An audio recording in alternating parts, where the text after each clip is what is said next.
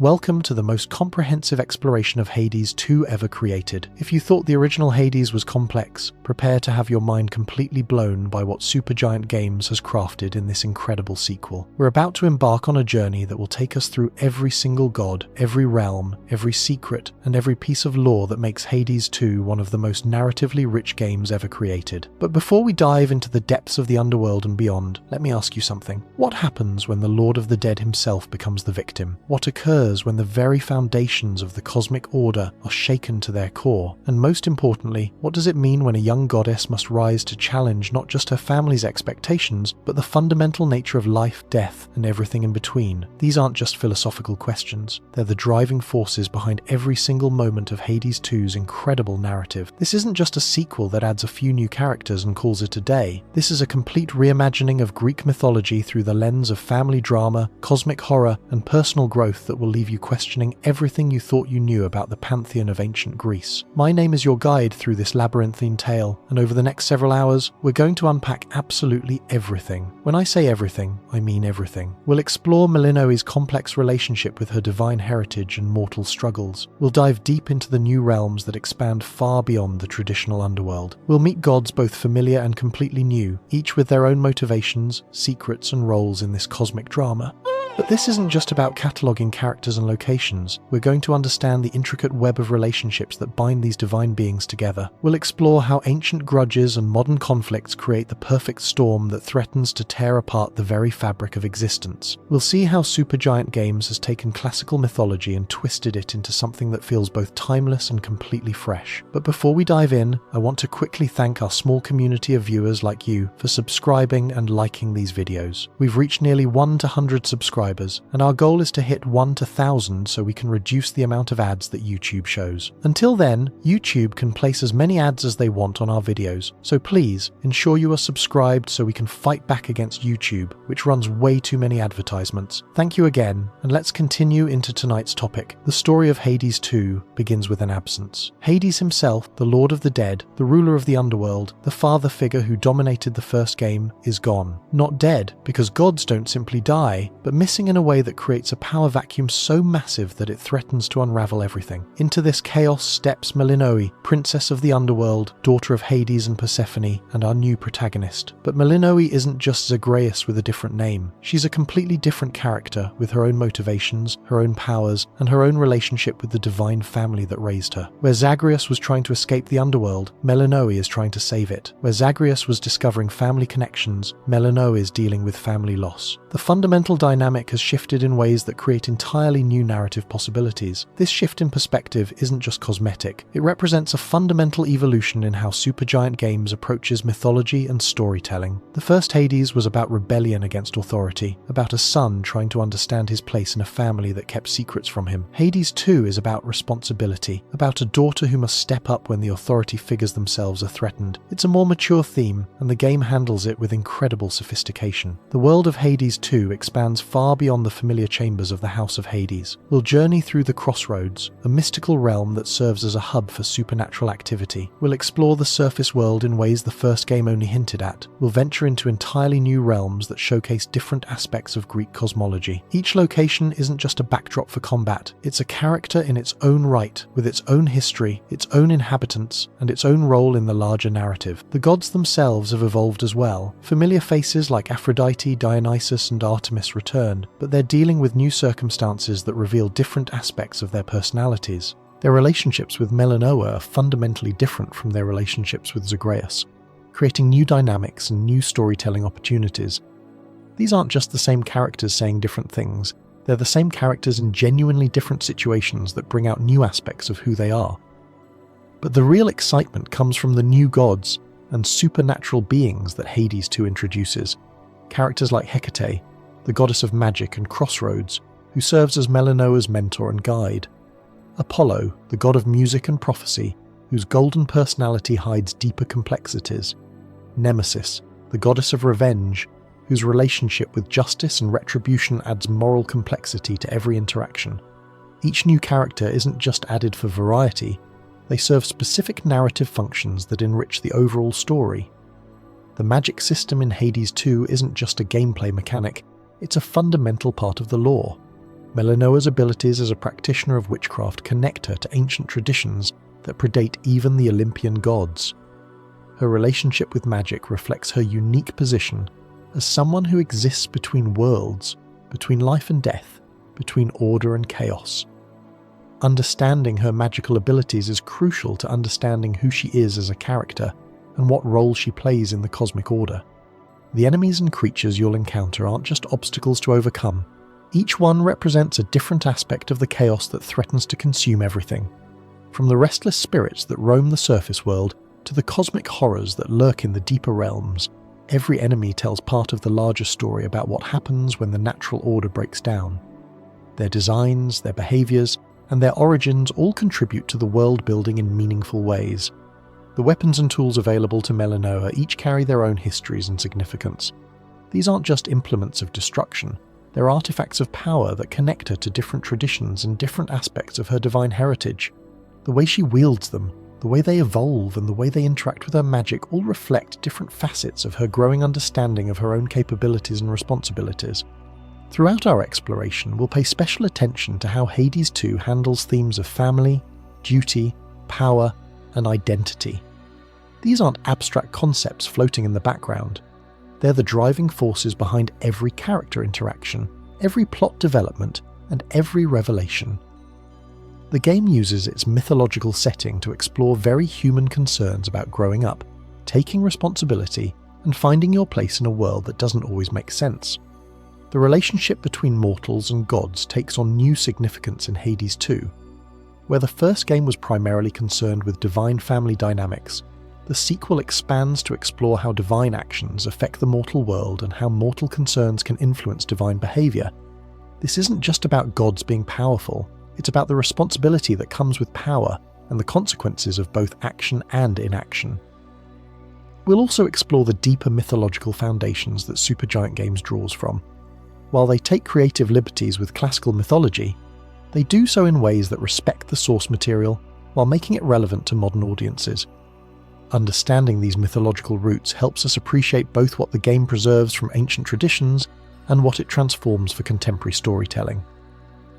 The visual design and artistic choices in Hades 2 aren't just aesthetic decisions, they're narrative tools that reinforce the themes and character development. The way different realms look and feel, the way characters are designed and animated, the way magic and divine power are visualized, all of these contribute to the storytelling in ways that go far beyond simple eye candy. We'll explore how these visual elements support and enhance the narrative rather than just decorating it. The dialogue system and character interactions represent some of the most sophisticated relationship modeling ever attempted in a video game. Characters remember previous conversations, react to your choices and actions, and develop their relationships with Melinoë in ways that feel organic and meaningful. Understanding how these systems work helps us appreciate the incredible depth of characterization that Supergiant Games has achieved. Music and audio design play crucial roles in establishing the emotional and narrative tone of different scenes and locations. While we're focusing on the lore and story elements, it's worth noting how the audio design supports and enhances the narrative impact of key moments, the way different characters sound, the way different realms feel through audio, and the way dramatic moments are emphasized through sound all contribute to the overall storytelling experience. The progression systems in Hades 2 reflect Melinoë's growing understanding of her own power and responsibility. As she becomes stronger, she also becomes more capable of handling the moral and practical complexities of her situation. The way her abilities develop isn't just about becoming more effective in combat, it's about becoming more capable of fulfilling her role in the cosmic order. The side characters and minor figures that populate the world of Hades 2 each contribute their own perspectives and pieces of the larger puzzle. From the shades that inhabit the Underworld to the supernatural beings that dwell in the Crossroads, each character has their own story and their own role in the larger narrative. Understanding these smaller stories helps us appreciate the incredible richness and depth of the world that Supergiant Games has created. The mysteries and secrets hidden throughout Hades 2 aren't just Easter eggs for dedicated players to discover. They're integral parts of the narrative that reward careful attention and exploration. Some of these secrets reveal crucial backstory information, others foreshadow future developments, and still others provide deeper insight into character motivations and relationships. We'll uncover all of these hidden elements and explain their significance to the overall story. The way Hades 2 handles moral complexity sets it apart from many other games in the genre. Characters aren't simply good or evil, they're complex beings with their own motivations, their own blind spots, and their own ways of justifying their actions. Understanding these moral complexities is crucial to appreciating the sophisticated storytelling that Supergiant Games has crafted. The cosmic implications of the events in Hades extend far beyond the immediate family drama. What happens to Hades affects not just his immediate family, but the entire cosmic order. The way different realms interact, the way divine power flows between different beings, and the way mortal and immortal concerns intersect all contribute to a sense of genuine cosmic stakes that make every action feel meaningful. The evolution of familiar characters from the first game shows us new aspects of their personalities and new dimensions of their relationships. Seeing how characters like Persephone, Nyx, and Hypnos adapt to the new circumstances reveals depths that weren't visible in the original game. These aren't just the same characters in new situations, they're characters who have grown and changed in response to new challenges. The completely new characters introduced in Hades 2 each bring their own unique perspectives and their own pieces of the larger puzzle. Understanding who they are, what they want, and how they fit into the cosmic order is crucial to understanding the overall narrative. Each new character serves a specific purpose in the story, and their interactions with both Melinoë and the familiar characters create new narrative possibilities. The way Hades 2 expands the mythology while remaining true to its sources shows incredible respect for both classical traditions and modern storytelling needs. The game finds ways to honor ancient stories while making them relevant to contemporary audiences. Understanding how this balance is achieved helps us appreciate the sophistication of the game's approach to mythological adaptation. Throughout this exploration, we'll maintain focus on how all these elements work together to create a cohesive and compelling narrative experience. This isn't just a catalogue of characters and locations, it's an analysis of how Supergiant Games has crafted one of the most sophisticated and emotionally resonant stories in gaming. Every element we discuss contributes to the larger whole, and understanding these connections is key to fully appreciating what makes Hades 2 such a remarkable achievement. So buckle in for what promises to be an incredible journey through one of the most richly detailed and emotionally complex mythological narratives ever created. We're going to explore every corner of this world, meet every character, uncover every secret, and understand every connection. By the time we're finished, you'll have a complete understanding of not just what happens in Hades 2, but why it matters and how it all fits together into something truly extraordinary. Chapter 1. The Princess of the Underworld. Introduction to Melinoë's character. Her unique position as daughter of Hades and Persephone. Her dual nature representing both life and death. Her role as a practitioner of witchcraft and how she differs fundamentally from Zagreus as a protagonist. Melinoë. The Princess of the Underworld. More than just a name, it's a title steeped in mystery, power, and a destiny unlike anything we've seen before in the world of Hades. Forget what you think you know about the children of gods. Melinoë shatters every expectation. Born of the forbidden union between Hades, the stoic ruler of the dead, and Persephone, the radiant queen of spring, she embodies a duality that is both captivating and unsettling. She is not simply light or dark, life or death. She is the shimmering twilight that exists between them, a living paradox walking the razor's edge of existence. Think about that for a moment. Hades, the embodiment of order and finality, and Persephone, the very essence of rebirth and growth. Their daughter inherits both legacies, a constant internal struggle between the forces that define the underworld and the mortal realm. It's a burden, a gift, and a responsibility all rolled into one. Unlike Zagreus, who yearned for the sunlit world above, Melinoë is intrinsically tied to the shadows. She doesn't seek escape, she seeks balance. Her connection to the underworld is not one of reluctant duty, but of profound understanding. She sees the beauty in decay, the potential for growth in the darkest corners, and the necessity of death for the continuation of life. But her heritage is not her only defining characteristic. Melinoë is also a powerful witch, a practitioner of ancient magic drawing upon the very essence of the underworld itself. She commands spirits, manipulates shadows, and weaves enchantments that can alter the fate of gods and mortals alike. This isn't parlor trick magic. This is raw, untamed power, honed over centuries of study and practice, making her a force to be reckoned with. Now, you might be wondering, how does her magic differ from other deities? The answer lies in its source. Olympian magic is often tied to domains of power, such as Zeus's lightning or Poseidon's control over the seas. Melinoë's magic, however, stems from the crossroads, the liminal spaces between worlds, and the raw energy of the underworld. It's a magic of transition, of transformation, and of unraveling the threads of fate itself. Consider the implications. She can navigate the unseen pathways between realms, communicate with the departed, and manipulate the very fabric of reality within her domain. This makes her not only a formidable combatant, but also a cunning strategist, capable of outmaneuvering even the most powerful opponents. But perhaps the most crucial difference between Melinoë and her brother Zagreus lies in their motivations. Zagreus sought freedom, a personal liberation from the confines of his father's expectations. His journey was one of self-discovery, a rebellion against a preordained destiny. Melinoë, on the other hand, is driven by a sense of duty, a profound responsibility to maintain the balance of the underworld and protect its inhabitants. Her quest is not about personal liberation, but about restoring order to a realm thrown into chaos. She is not running away from her fate, she is embracing it, wielding her powers to safeguard the delicate equilibrium between life and death. This difference in motivation fundamentally shapes their actions and their interactions with the world around them. Zagreus was impulsive, driven by emotion and a thirst for adventure.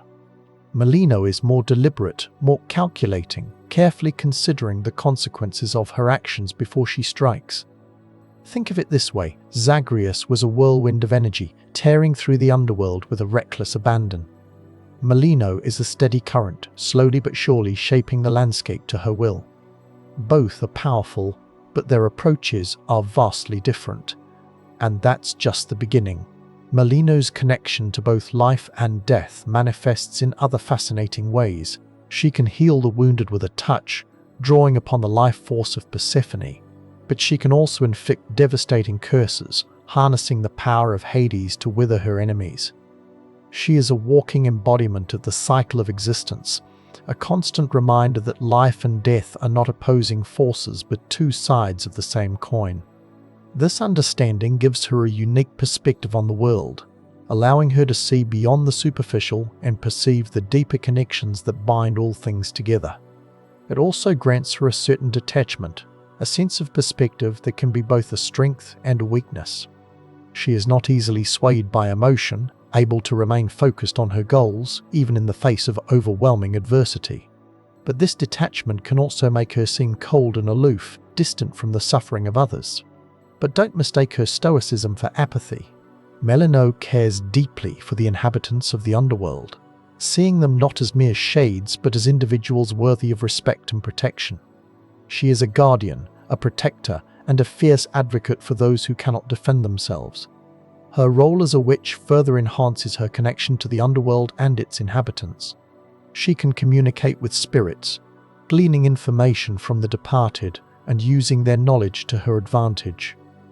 She can also manipulate the environment, summoning spectral allies and conjuring illusions to confound her enemies. Imagine her standing in the heart of the underworld, surrounded by swirling shadows and whispering voices, drawing upon the collective energy of the dead to fuel her magic. It's a terrifying and awe-inspiring sight, a testament to her power and her connection to the realm she calls home. But what truly sets Melinoë apart is her unwavering determination. She is not easily deterred, even when faced with seemingly insurmountable obstacles. She possesses a relentless spirit, a refusal to give up even when all hope seems lost. This determination is fueled by her sense of duty, her belief that she is the only one who can restore balance to the underworld. She carries the weight of the world on her shoulders, but she does so with grace and unwavering resolve. So, as we delve deeper into the world of Hades 2, remember who Melinoë is. She is the princess of the Underworld, the daughter of Hades and Persephone, a powerful witch and a determined guardian. She is a complex and multifaceted character, a force to be reckoned with, and the key to unraveling the mysteries that lie ahead. And now, with a solid understanding of who Melinoë is, we can begin to explore the cataclysmic event that sets her journey in motion, the disappearance of Hades himself. What circumstances could possibly lead to the Lord of the Dead vanishing without a trace? What power vacuum does this create? Answers, as you'll soon discover, are far more unsettling than you could possibly imagine. Chapter 2: The Missing Lord. The circumstances surrounding Hades' disappearance, the power vacuum it creates, the cosmic implications of the Lord of the Dead being absent, and how this event sets the entire narrative in motion. The Underworld, normally a realm of predictable gloom, was now fractured. It wasn't merely dark, it was unbalanced. And the source of this chaos, this unsettling shift in the very fabric of the dead, was the absence of its master Hades. His disappearance wasn't a dramatic explosion or a cataclysmic event. It was more like a slow fade, a gradual dimming of his presence until, one day, he simply wasn't there. The throne room, normally radiating his imposing aura, felt strangely empty. The contracts, the souls, the endless bureaucratic processes of the Underworld, all were left unattended. Imagine the DMV, but for the afterlife. Now imagine that DMV is suddenly unmanned, overflowing with paperwork that dictates the very existence of souls. Chaos doesn't even begin to describe it. This wasn't a vacation. Hades, the god of the dead, doesn't vacations. He is the bedrock of the Underworld, the unwavering force that maintains order in the face of eternal entropy. His absence was not just unusual, it was cosmically destabilizing. The power vacuum created by his disappearance was immediate and palpable. Minor deities, usually kept in check by Hades' authority, began vying for influence. Petty squabbles erupted over territory and resources. The very structure of the Underworld, built on millennia of tradition and enforced by Hades' will, started to crumble. But the implications extended far beyond the borders of the Underworld. The cycle of life and death, normally a carefully orchestrated dance, began to falter. Souls lingered, refusing to move on. The flow of Styx slowed, becoming sluggish and stagnant. The balance between the mortal realm and the Underworld, always precarious, threatened to collapse entirely. Think of it like a dam. Hades is the dam holding back the endless sea of souls. Remove the dam and the flood threatens to engulf everything. That's the level of disruption we're talking about. And what was perhaps most unsettling was the silence. No word, no sign, no indication of where Hades had gone or why. The other gods, the Olympians, seemed equally perplexed. Even Zeus, the king of the gods, appeared genuinely concerned, though perhaps more about the potential consequences of Hades' absence than about Hades himself. The absence of the Lord of the Dead created a ripple effect that threatened to unravel the very fabric of existence. And Melinoë, caught in the center of this cosmic storm, knew she had to do something. She couldn't stand idly by while the Underworld and possibly the entire world descended into chaos. But how could she, a princess of the Underworld, hope to find a god as powerful and enigmatic as Hades? What resources could she draw upon? What allies could she trust? The answers, she knew, lay hidden in the secrets of her heritage and the power of her magic. This disappearance wasn't just a personal tragedy, it was a call to action. It was the catalyst that propelled Melinoë from a relatively sheltered existence into a perilous quest. The stakes were impossibly high, the odds were stacked against her, and the path ahead was shrouded in darkness. But Melinoë was not one to back down from a challenge. She possessed the blood of both Hades and Persephone, the strength of the Underworld and the resilience of the mortal realm.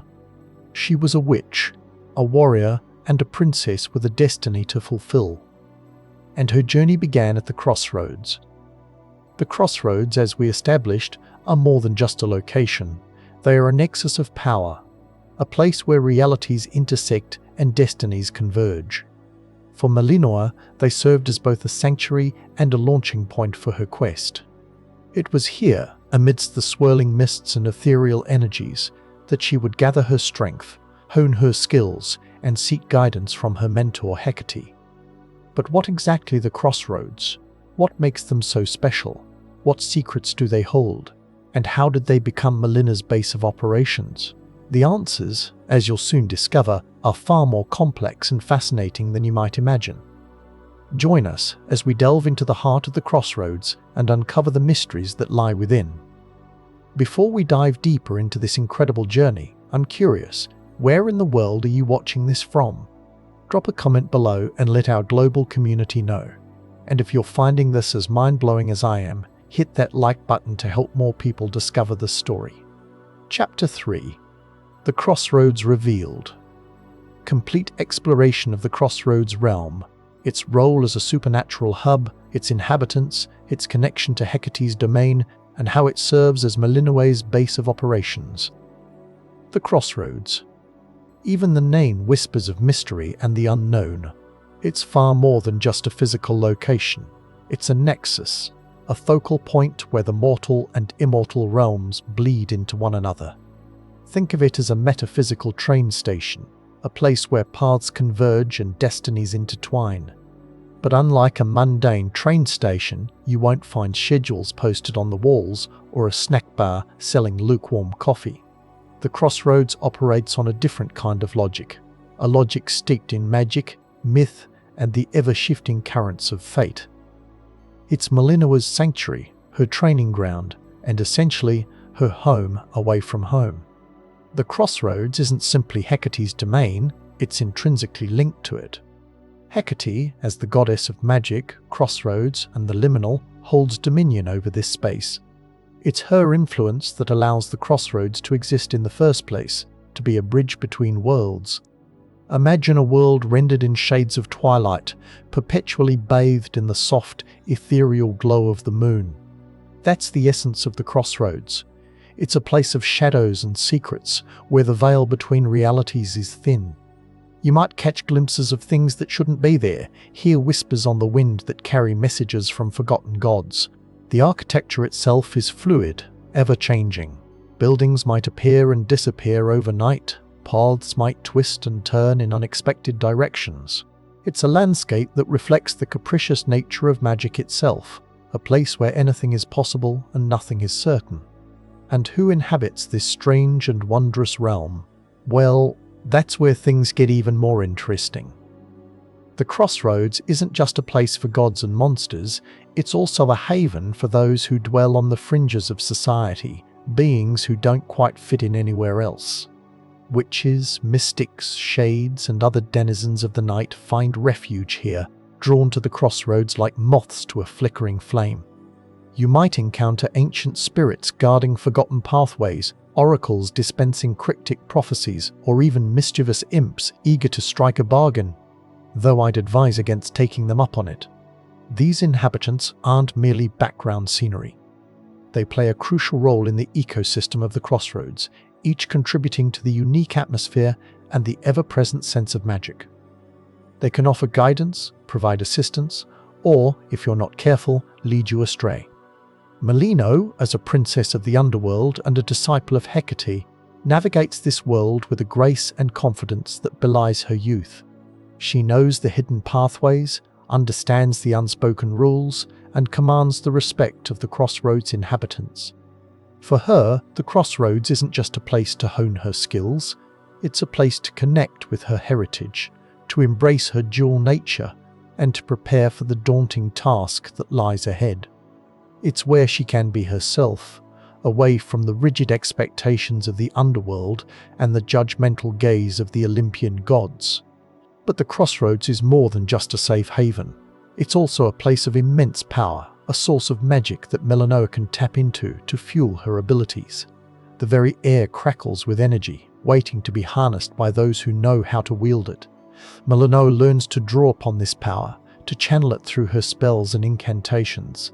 She learns to manipulate the very fabric of reality, to bend the rules of the universe to her will. and with each passing day she grows stronger, more confident, and more determined to fulfill her destiny. The crossroads serves as a crucial strategic advantage for Melinoë. It allows her to move between worlds with relative ease, to gather information, and to plan her next move. It's a place where she can regroup, strategize, and prepare for the challenges that await her in the depths of the Underworld. Think of it as her personal command center, a place where she can oversee her operations and coordinate her efforts. From the crossroads, she can monitor the situation in the Underworld, track the movements of her enemies, and rally her allies. But the crossroads is not without its dangers. The ever-shifting landscape can be disorienting, the inhabitants can be unpredictable, and the magic can be overwhelming. It's a place where one wrong step can lead you astray, where one careless word can have dire consequences. Melinoë must constantly be on her guard, aware of her surroundings and mindful of the forces at play. She must rely on her instincts, her training, and her unwavering determination to navigate the treacherous terrain of the crossroads.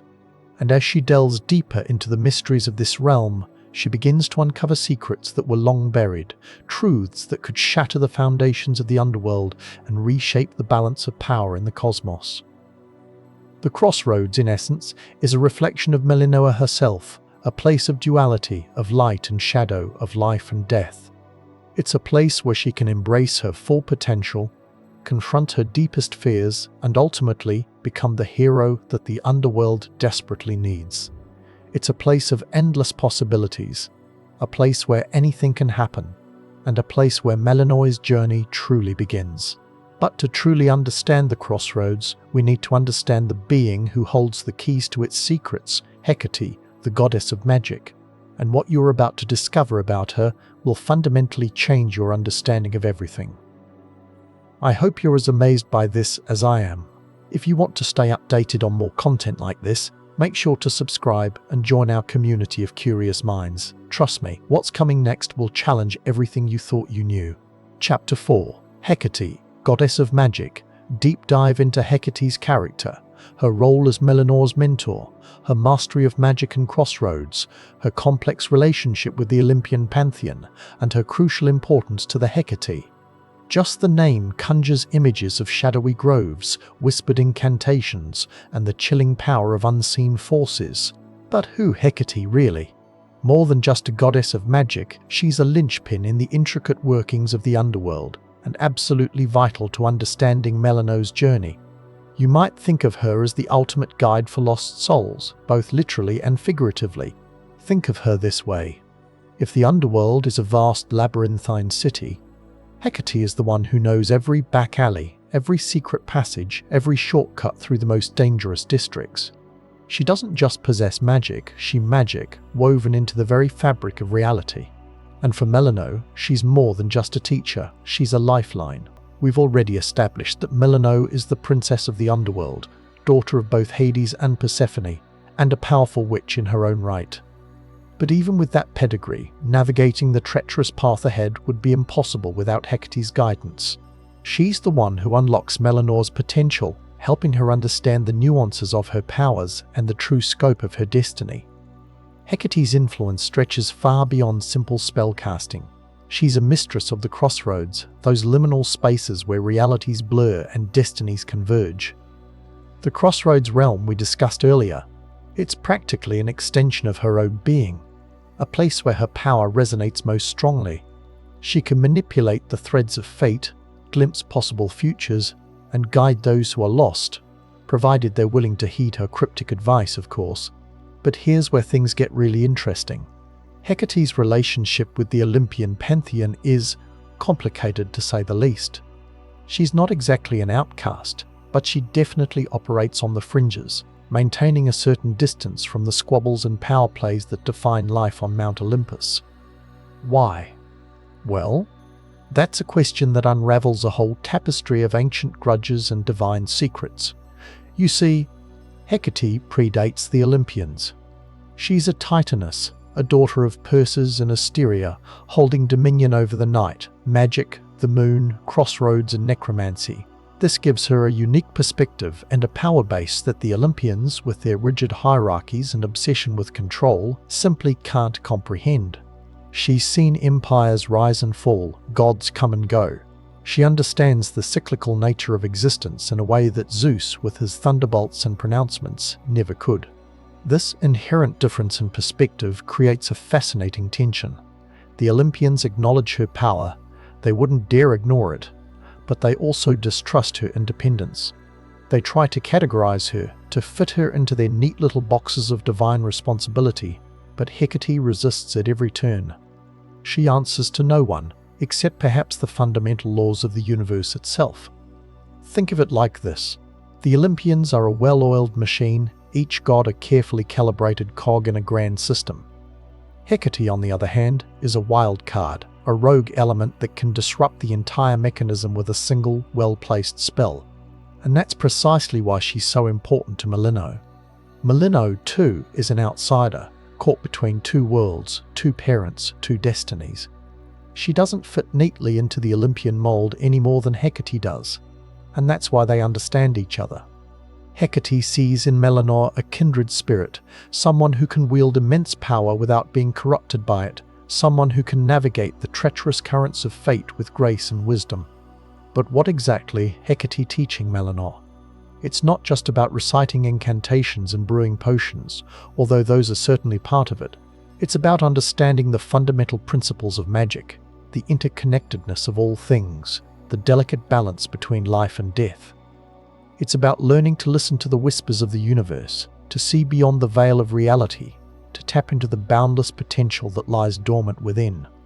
Imagine learning to see the world not as a collection of separate objects, but as a single, unified field of energy. That's the kind of perspective Hecate imparts. She teaches Melinoë to perceive the subtle vibrations that connect everything, from the smallest grain of sand to the brightest star in the sky. She shows her how to manipulate these vibrations, to shape reality according to her will, but always with a profound respect for the consequences. And the crossroads? They are not just a location, they are a metaphor for the choices we make in life. Every decision, every action, leads us down a different path, and Hecate helps Melinoë understand the implications of those choices. She teaches her to see the potential outcomes, to weigh the risks and rewards, and to choose the path that aligns with her true destiny. Now, you might be wondering, if Hecate is so powerful, why doesn't she just solve all of Melinoë's problems herself? Why doesn't she simply wave her hand and restore Hades to his rightful place on the throne of the Underworld? Well, the answer is both simple and complex. Firstly, Hecate believes in the power of self-discovery. She knows that Melinoë must forge her own path, that she must learn to rely on her own strength and wisdom. To simply hand her the solution would be to rob her of the opportunity to grow, to become the powerful and compassionate leader she is destined to be. Secondly, Hecate operates according to a strict code of ethics. She doesn't interfere directly in the affairs of gods and mortals unless absolutely necessary. She prefers to guide and advise, to nudge events in the right direction, but she always respects the free will of those involved. Think of her as a cosmic chess player, carefully maneuvering her pieces but never forcing a checkmate. And finally, there's the matter of the power vacuum created by Hades' disappearance.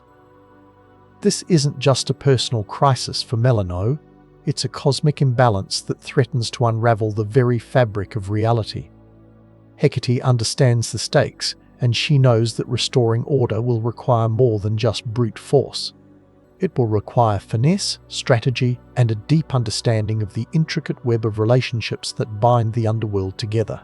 So, Hecate is not just a mentor, she's a strategist, a guardian, and a key to unlocking the mysteries of the Underworld.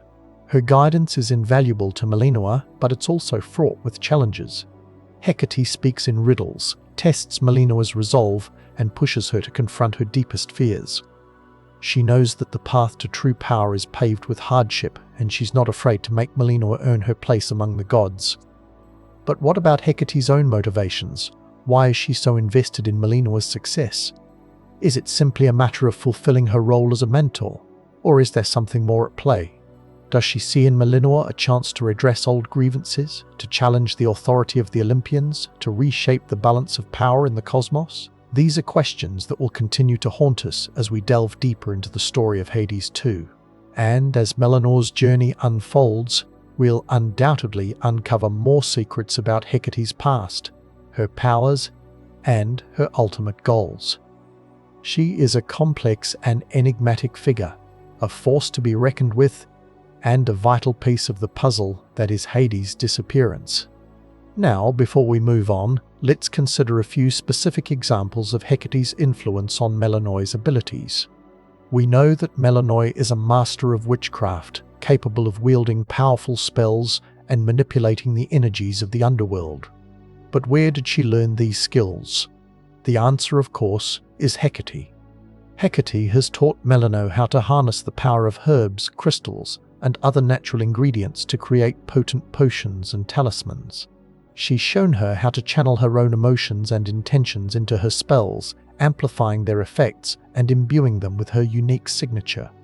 She's also instructed her in the ancient art of necromancy, allowing her to communicate with the spirits of the dead and glean valuable information from the other side. But perhaps the most important lesson Hecate has imparted is the ability to see beyond the surface of things. She's taught Melinoë to perceive the hidden connections between seemingly disparate events, to understand the underlying patterns that govern the flow of energy, and to anticipate the consequences of her actions. This is the essence of true magic, not just the ability to cast spells, but the ability to understand and manipulate the very fabric of reality. And the crossroads? They are more than just a training ground for Melinoë. They are a reflection of her own internal struggles. Melinoë is constantly torn between her two identities, her two parents, her two destinies. She's a creature of both light and darkness, life and death, and she must learn to reconcile these opposing forces within herself. Hecate helps her navigate this internal conflict by presenting her with a series of challenges at the crossroads.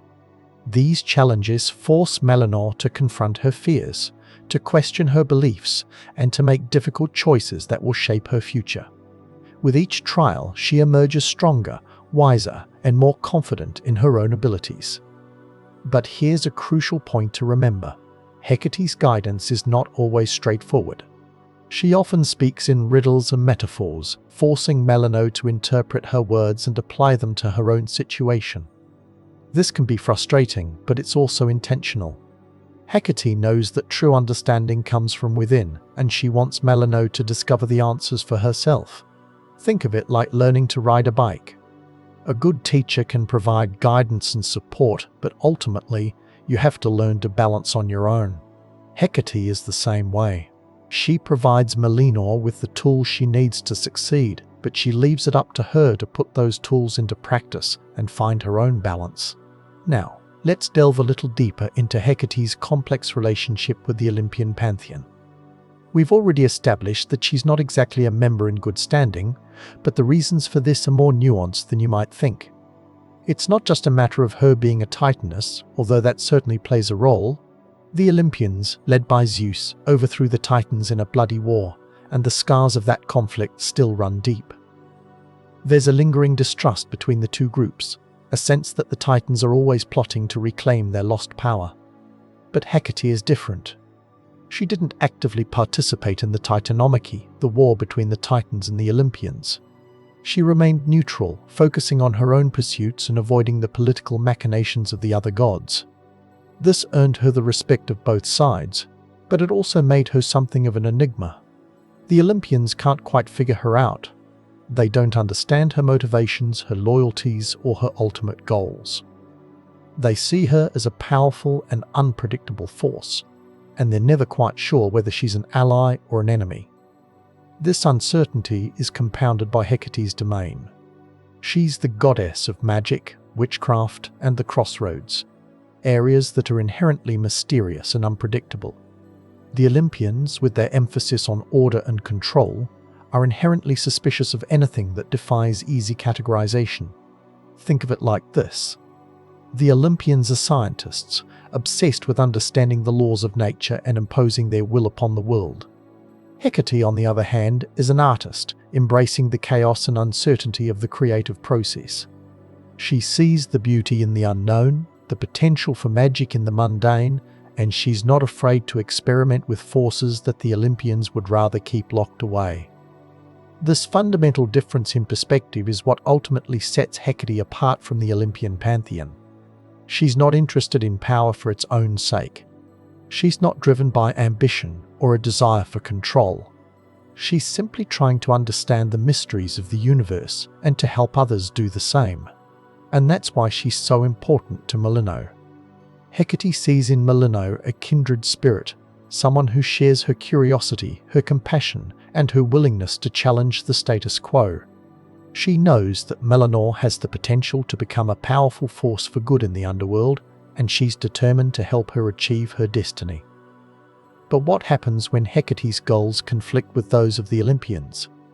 What happens when Melinoë is forced to choose between her mentor and the gods who rule the world?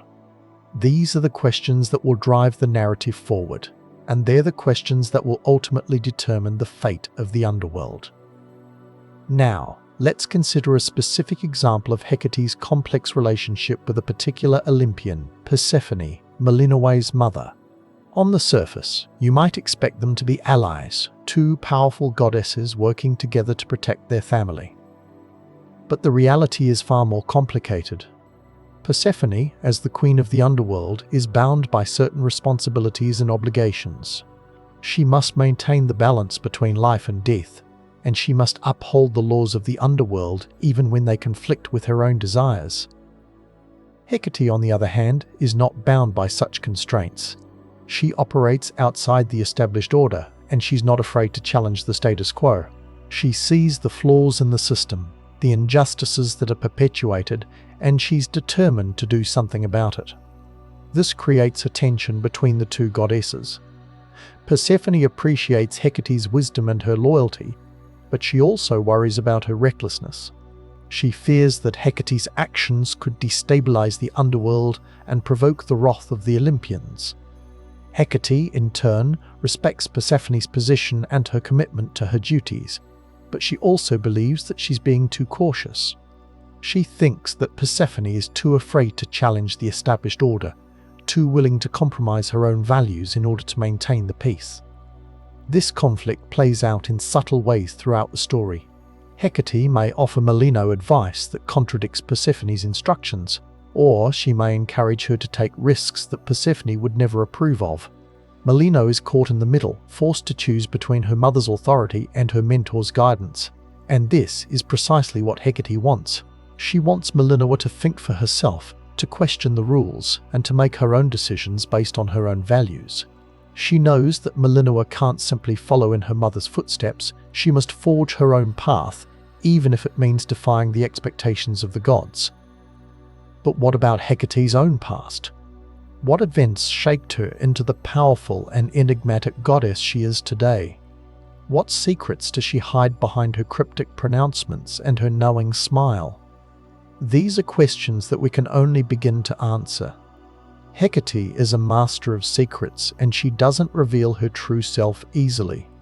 But as we delve deeper into the story of Hades II, we'll undoubtedly uncover more clues about her past, her motivations, and her ultimate goals. We know that she predates the Olympian pantheon, that she witnessed the rise and fall of empires, and that she possesses a deep understanding of the cyclical nature of existence. We also know that she remained neutral during the Titanomachy, a decision that earned her the respect of both sides but also made her something of an outsider. But what else? What personal tragedies has she endured? What sacrifices has she made in the name of magic and knowledge? What grudges does she still harbour against the gods who rule the world?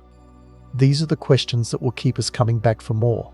The questions that will drive us to unravel the mysteries of Hecate's past and to understand her role in the unfolding drama of Hades II.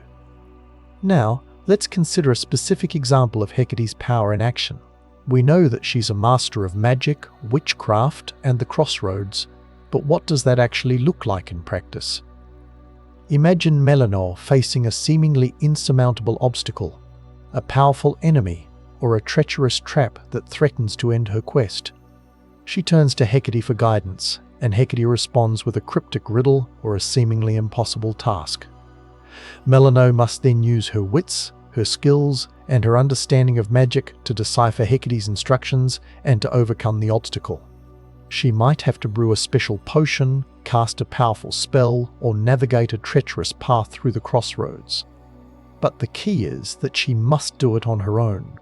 Hecate provides the tools and the guidance, but Melinoë must ultimately find the solution herself. This is not just a test of her magical abilities, it's a test of her character, her resilience, and her willingness to learn. And as she overcomes each obstacle, she grows stronger, wiser, and more confident in her own abilities.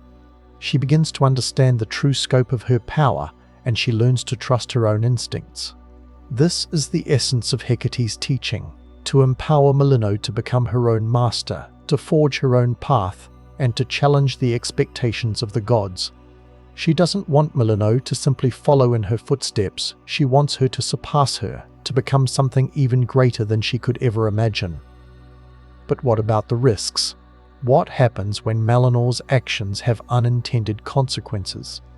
What happens when she makes a mistake that threatens to unravel the very fabric of reality? This is where Hecate's guidance becomes even more crucial. She helps Melinoë understand the potential consequences of her actions, and she teaches her how to mitigate the risks. She shows her how to clean up her messes, how to learn from her mistakes, and how to move forward with a greater understanding of the forces she's wielding. And this is what makes Hecate such a compelling character. She's not just a powerful goddess, she's a responsible one. The Underworld has never been the same since Zagreus escaped his father's domain. But what happens when the tables turn and Hades himself becomes the one who needs rescuing? Welcome to the world of Hades 2, where mythology meets innovation in ways that will fundamentally change how you understand Greek legend and divine politics. If you thought you knew the House of Hades, think again. Supergiant Games has crafted something extraordinary with their sequel, expanding the Underworld into a sprawling cosmos of interconnected realms, each with their own rules, inhabitants, and secrets that run deeper than the Styx itself. This isn't just another roguelike adventure.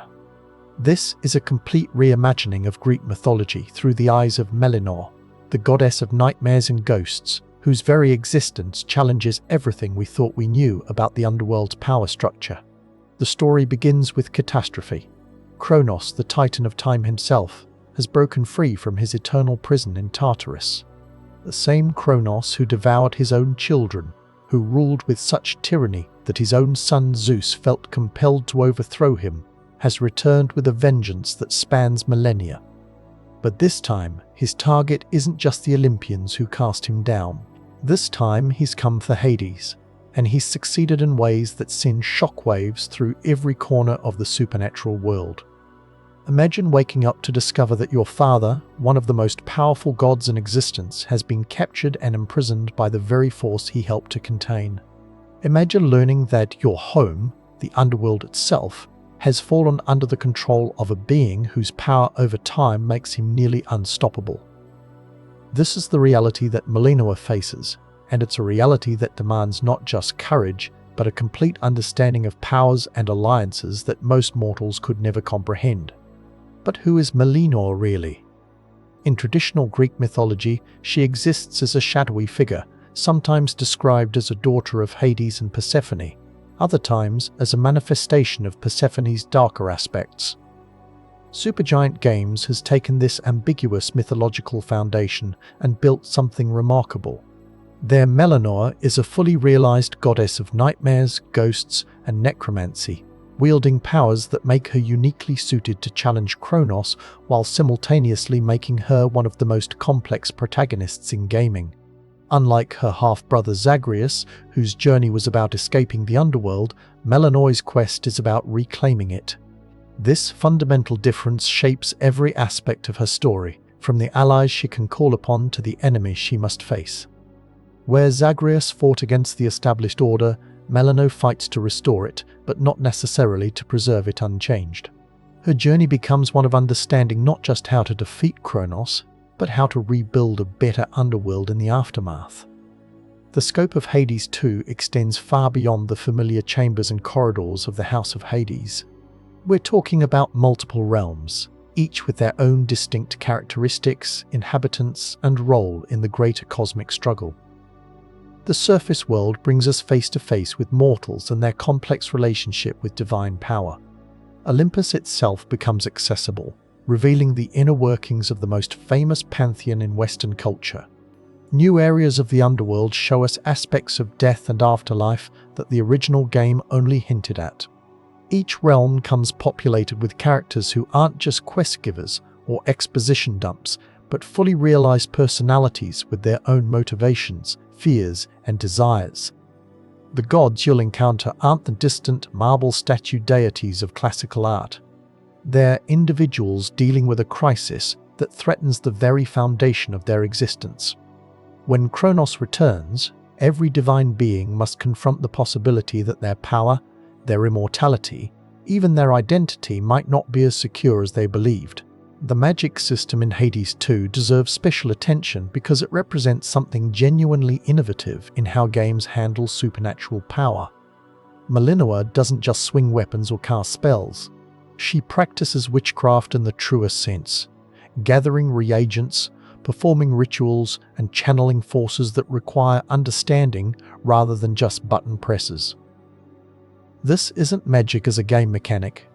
This is magic as a living, breathing aspect of the world that connects everything from the smallest herb to the mightiest titan.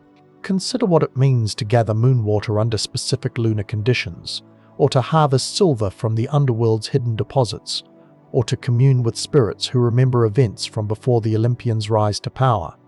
Each magical ingredient tells a story, and each ritual Melinoë performs connects her more deeply to the cosmic forces she's trying to understand and ultimately master. The political dimensions of Hades 2's story operate on multiple levels simultaneously.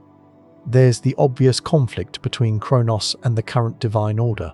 But beneath that surface struggle lie deeper questions about authority, family, and the price of power. The Olympians who once overthrew the Titans must now confront the possibility that their own rule might be equally vulnerable. The Underworld's complex bureaucracy of death must continue functioning even while its ruler is imprisoned. Mortal heroes and villains find themselves caught between forces they can barely comprehend, let alone influence. What makes this political complexity truly fascinating is how it reflects real-world questions about leadership, change, and the relationship between power and responsibility. When Melinoë works to free her father, is she fighting to restore the status quo, or is she fighting for the chance to build something better? When she allies with Olympians who have their own agendas, how does she maintain her independence while still benefiting from their support? The character relationships in Hades 2 build upon everything that made the original game's social dynamics so compelling, while adding layers of complexity that reflect the sequel's broader scope. Melinoë's interactions with her family members reveal new aspects of familiar characters, while introducing entirely new personalities who bring their own perspectives to the unfolding crisis. The romance options aren't just about personal relationships. They're about forging connections that bridge different realms, different ways of understanding power, and different visions of what the world should become. Every conversation in Hades 2 serves multiple purposes. Surface-level dialogue advances the immediate plot, but deeper layers reveal character motivations, world-building details, and philosophical questions that give weight to the fantastic elements. When Melinoë speaks with a fellow practitioner of magic, they're not just exchanging information about spells and reagents. They're discussing the nature of power itself, the ethics of manipulating supernatural forces, and the responsibility that comes with abilities that can reshape reality. The artistic vision of Hades 2 deserves recognition as more than just beautiful graphics. Every visual element serves the narrative, from character designs that immediately communicate personality and allegiance, to environmental details that tell stories about the inhabitants and history of each realm. The game's aesthetic choices reflect a deep understanding of how visual storytelling can enhance and deepen the impact of spoken dialogue and written text. But what truly sets Hades 2 apart is how it handles the concept of death and resurrection in a story centered around the goddess of the underworld herself. Death becomes not just a gameplay mechanic, but a narrative tool that explores themes of persistence, learning, and the cyclical nature of existence.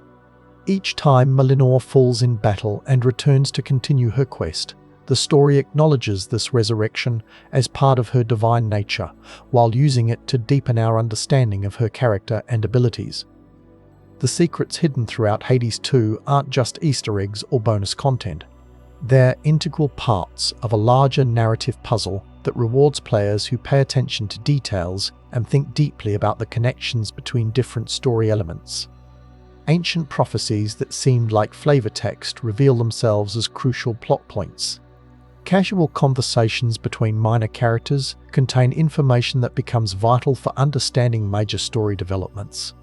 The game respects its audience's intelligence while providing multiple layers of engagement for players with different interests and investment levels.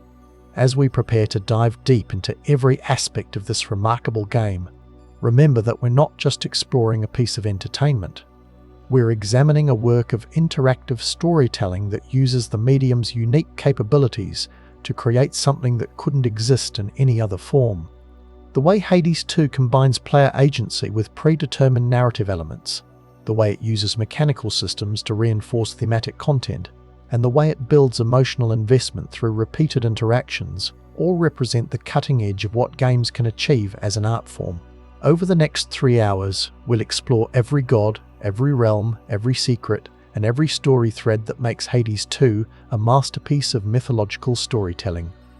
We'll examine how Supergiant Games has taken familiar elements from Greek mythology and transformed them into something fresh and surprising. We'll analyze the game's mechanical systems and how they serve the narrative. We'll discuss the characters not just as individual personalities, but as representations of larger themes and ideas. Whether you're a long-time fan of the original Hades, a newcomer to Supergiant Games' work, or someone fascinated by how modern creators reinterpret ancient myths, this comprehensive exploration will give you a deeper appreciation for the artistry, complexity, and sheer ambition of Hades 2. The Underworld awaits, and Melinoë's story is just beginning. Chapter 1: The Fall of Hades and Rise of Chronos, examining the cataclysmic events that set Hades 2 in motion, including Chronos' escape from Tartarus, his conquest of the Underworld, and the imprisonment of Hades. This chapter establishes the central conflict and explores the mythological significance of Chronos as both a titan and a force of cosmic change. The whispers started subtly, a tremor in the very fabric of the Underworld, not the usual moans of shades nor the clang of Charon's oar, but something older, something vast and hungry. You might have dismissed it, at first, as just another Tuesday in the land of the dead. But the unease grew, a chilling draft that snuffed out even the dim glow of the sticks. Then came the shattering. Imagine the deepest, darkest chasm you can possibly conjure. Now imagine that chasm, that prison, built not of rock or metal, but of time itself. That was Tartarus, the eternal cage of the Titans. And from its depths, something was clawing its way out. Chronos, the Titan of time, father of Zeus, and the architect of a reign so brutal, so absolute, that even the gods shuddered at its memory. He was a force of nature, a being whose very essence was the relentless march of ages, the decay of all things, the inevitable end. And now he was free. How could this happen? After millennia of imprisonment, secured by the combined might of the Olympians? That's the question that echoes through the halls of the now silent House of Hades. The details are shrouded in shadow, whispered amongst the few who survived the initial onslaught. Some say a crack in the fabric of reality, a weakness exploited by ancient magic. Others claim treachery, a hidden hand within the underworld itself, eager to see the old order restored. Whatever the cause, the result was devastating. Chronos erupted from Tartarus like a primordial storm, his power warping the very air around him. Time itself seemed to bend to his will, aging and decaying everything in his path. Shades crumbled to dust, rivers ran backwards, and the very foundations of the underworld began to crack. Hades, lord of the dead, stood defiant. He was a god of immense power, a ruler who had maintained order in the chaotic realm for eons. He summoned his legions, unleashed the fury of the Styx, and met Chronos head-on in a clash that shook the cosmos. But even Hades, in his own domain, was no match for the Titan of Time. Imagine the fight, the Lord of the Dead, wreathed in shadows, battling a being who could age him to dust with a mere gesture. Swords clashed, magic flared, and the underworld itself became the battleground. But Chronos was relentless, his power growing with each passing moment. He twisted time, accelerated decay, and turned Hades' own strengths against him. The details of Hades' defeat are murky, lost in the chaos of the Titan's assault. But the outcome is undeniable. The Lord of the Dead was overthrown, his power stripped away, and he was imprisoned. Not in Tartarus, for that was now Chronos' domain, but in a prison of his own making, a gilded cage designed to hold a god. With Hades gone, the underworld fell. Chronos claimed dominion, his influence spreading like a plague. He reshaped the realm to his liking, twisting its landscapes, corrupting its inhabitants, and turning it into a twisted reflection of his own warped perception of time. The once orderly bureaucracy of the dead became a chaotic mess, ruled by Chronos' twisted lieutenants and fueled by the Titan's insatiable hunger for power. But why? Why would Chronos, after millennia of imprisonment, seek to conquer the underworld? What was his ultimate goal? To simply reclaim his lost power? To punish the gods who had imprisoned him? Or was there something more, something far grander and more terrifying at play? To understand Chronos' motivations, you have to understand his place in the grand tapestry of Greek mythology. He wasn't just a powerful titan, he was a symbol, a representation of the relentless, uncaring force of time itself. He was the devourer of his own children, a figure who embodies the cyclical nature of creation and destruction. His rise represents more than just a political coup in the underworld. It signifies a fundamental shift in the cosmic order, a challenge to the very foundations of Olympus. The gods, who had long enjoyed their reign, were now faced with a threat that could unravel everything they had built. And that's where Melinoë comes in. Born of shadows and magic, a princess of the underworld with a destiny yet unknown. She is the key to stopping Chronos, the only one who can hope to restore balance to the shattered realm.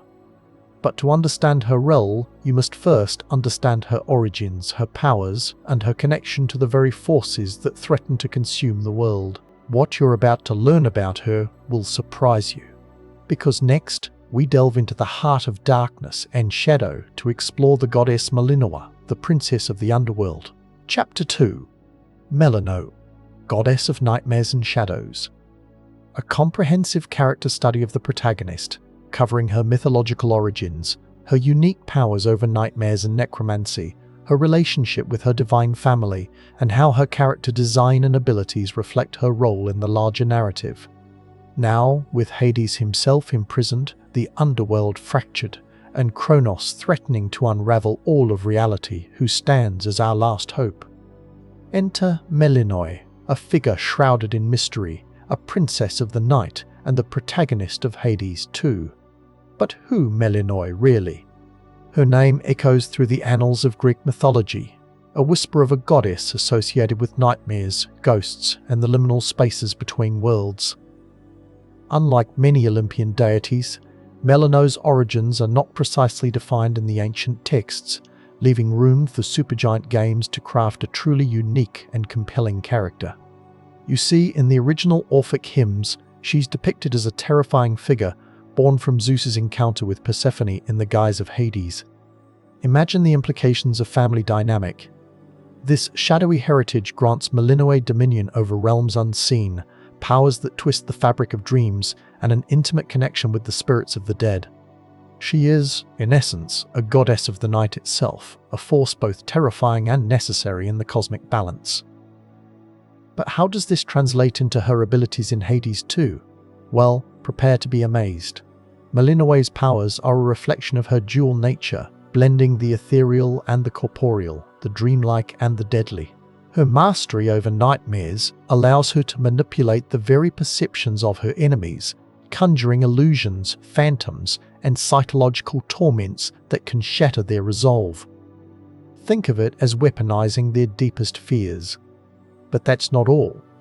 Melinoë is also a formidable necromancer, capable of summoning and commanding the spirits of the dead. These spectral allies fight alongside her, bolstering her strength and providing crucial support in the heat of battle. We're not just talking about mindless zombies either. These are echoes of powerful warriors and forgotten heroes, each with their own unique abilities and backstories, adding layers of depth to Melinoë's arsenal. And, of course, she wouldn't be a proper heir to Hades without some serious skill with weaponry. But her approach isn't brute force. It's a dance of shadows, a weaving of magic and steel, making her a truly versatile and deadly opponent. But let's dig deeper. Melinoë's relationship with her divine family is far from straightforward. Her mother, Persephone, the queen of the Underworld, is a figure of immense power and grace, yet her absence casts a long shadow over Melinoë's life. What drove Persephone to leave her daughter behind? What secrets does she hold? These are questions that will undoubtedly be explored as the story unfolds. And what about Hades himself? As her uncle and mentor, Hades plays a crucial role in Melinoë's development. He imparts his wisdom, honors her skills, and prepares her for the daunting task ahead. But even their bond is not without its complexities. Does Hades truly believe in Melinoë's ability to defeat Chronos? Or does he harbor doubts, perhaps even a hidden agenda? The other Olympians too have their own unique relationships with Melinoë. Some offer their aid, recognizing the gravity of the situation, while others remain aloof, skeptical of her chances. These interactions will not only provide valuable insights into the personalities and motivations of the gods, but also shape Melinoë's own understanding of her place in the divine hierarchy. Consider Hecate, the goddess of witchcraft, a powerful ally and mentor to Melinoë. Hecate guides her in the art of magic, teaching her the secrets of reagents, rituals, and spellcraft. Their relationship is one of mutual respect and understanding, a bond forged in the crucible of shared knowledge and purpose. Then there's Zeus, the king of the gods, a figure of immense authority and power. His perspective on Melinoë and her quest is likely to be complex, colored by his own past actions and the weight of his responsibilities.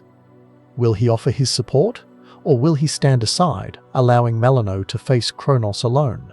And don't forget about the other denizens of the Underworld, the shades, spirits, and monsters that roam its depths. Some will aid Melinoë, drawn to her power and her cause, while others will oppose her, seeking to exploit her vulnerabilities and claim her for their own. Every encounter, every alliance, every betrayal will shape Melinoë's journey, testing her resolve and pushing her to her limits. Now, let's talk about her character design. Every aspect of Melinoë's appearance, from her flowing robes to her haunting eyes, reflects her role in the narrative. Her clothing is a blend of traditional Greek attire and elements of witchcraft, symbolizing her connection to both her divine heritage and her mastery of magic. The colors she wears, deep purples, midnight blues, and shimmering silvers, evoke the mystery and allure of the night.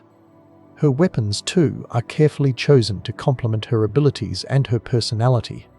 The crescent moon sickle, for example, is not just a deadly weapon, but also a symbol of her connection to the lunar cycle, to the ebb and flow of magic, and to the hidden forces that govern the underworld. And have you noticed her eyes? They're not just any eyes. They seem to hold the weight of ages, the knowledge of countless souls, and the glimmer of untamed power. They reflect her inner turmoil, her determination, and her unwavering commitment to her quest. Her voice, too, is a crucial element of her character. It's not just about the words she speaks, but the tone, the inflection, the subtle nuances that reveal her emotions and her intentions. Is she confident and commanding, or vulnerable and uncertain? These are the questions that her voice will answer, drawing you deeper into her world. In short, Melinoë is more than just a character.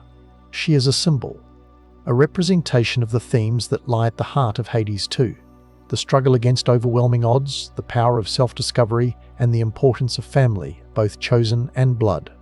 She embodies the hope that even in the darkest of times, even when faced with seemingly insurmountable challenges, It is possible to rise above, to fight for what you believe in, and to ultimately triumph over evil. But what are the specific environments that will test Melinoë's power? What new horrors and wonders await her in the surface world and beyond? That's precisely what we'll be exploring next as we delve into the realms of power that shape the very fabric of Hades 2. Chapter 3. The Olympian Pantheon in Crisis. Detailed examination of each Olympian god's response to the Chronos crisis, their individual personalities and motivations, their relationships with Melinoë, and how the threat of Chronos forces them to confront their own vulnerabilities and past actions.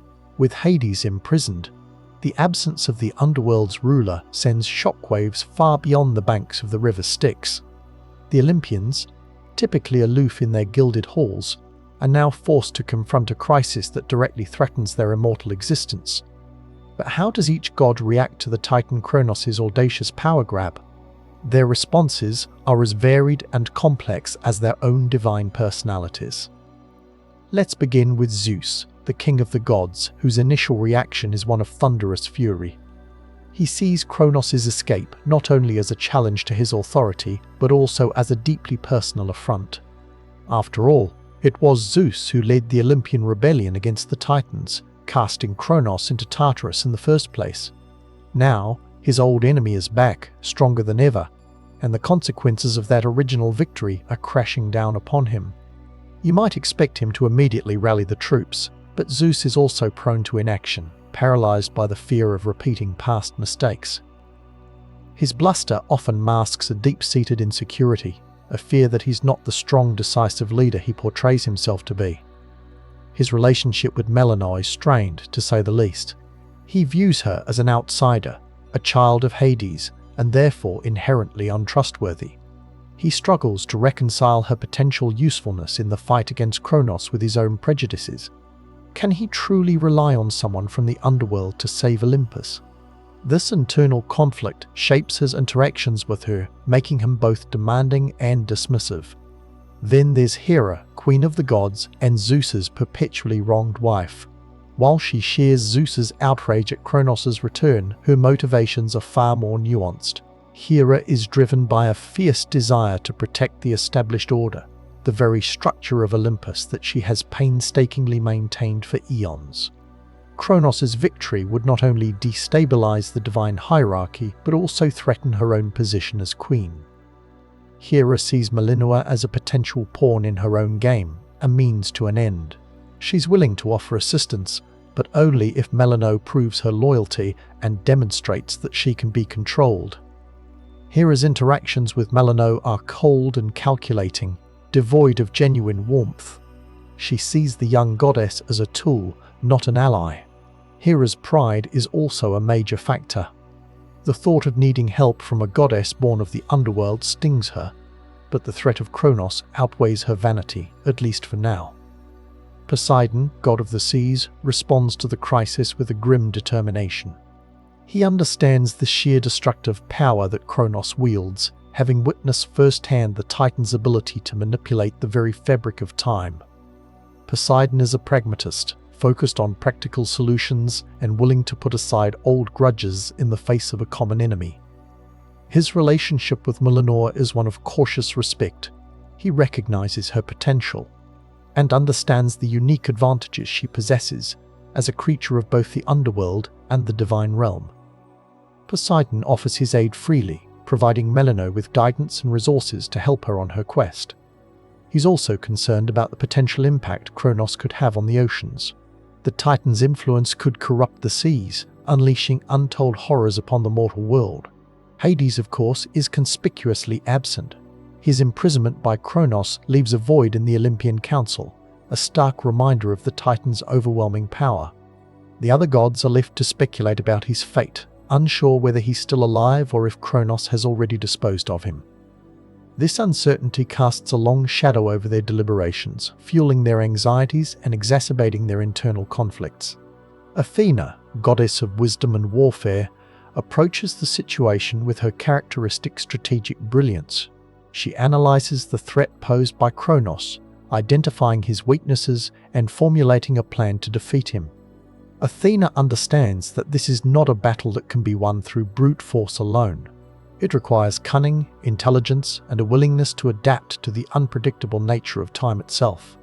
Athena is intrigued by Melinoë, recognizing her potential as a key player in the fight against Chronos. She sees in Melinoë a raw power that can be honed and directed, a unique combination of necromancy and divine magic that could prove invaluable. Athena takes Melinoë under her wing, offering her guidance and training, shaping her into a formidable warrior. She also sees Melinoë as a symbol of hope, a sign that even in the darkest of times, new heroes can emerge. Ares, god of war, is predictably eager for a fight. He sees Chronos' return as an opportunity to unleash his destructive impulses, to revel in the chaos and carnage of war. Ares is not concerned with strategy or diplomacy. He simply wants to crush his enemies and assert his dominance. His relationship with Melinoë is volatile. He respects her power, but he also sees her as a potential rival. Ares is constantly testing her, pushing her to her limits, trying to gauge her strength. He offers her his support, but only on his own terms, demanding absolute obedience and loyalty. Ares doesn't care much for the intricacies of the conflict. He simply wants to engage in battle and prove his superiority. Aphrodite, goddess of love and beauty, is more concerned with the disruption of the natural order than with the political implications of Chronos' rise. She sees the Titan's influence as a corrupting force, twisting the very essence of love and beauty, turning it into something dark and twisted. Aphrodite is determined to restore balance to the world, to ensure that love and beauty continue to flourish, even in the face of adversity. Her relationship with Melinoë is surprisingly compassionate. She sees in Melinoë a kindred spirit, someone who understands the importance of beauty and connection. Aphrodite offers Melinoë her support, providing her with gifts of charm and allure, helping her to navigate the treacherous world of gods and mortals. She also encourages Melinoë to embrace her own unique beauty, to find strength in her femininity. Apollo, god of music, poetry, and light, is deeply troubled by the darkness that Chronos has unleashed upon the world. He sees the Titan's influence as a threat to all that is good and beautiful, a force that seeks to extinguish the light and plunge the world into eternal night.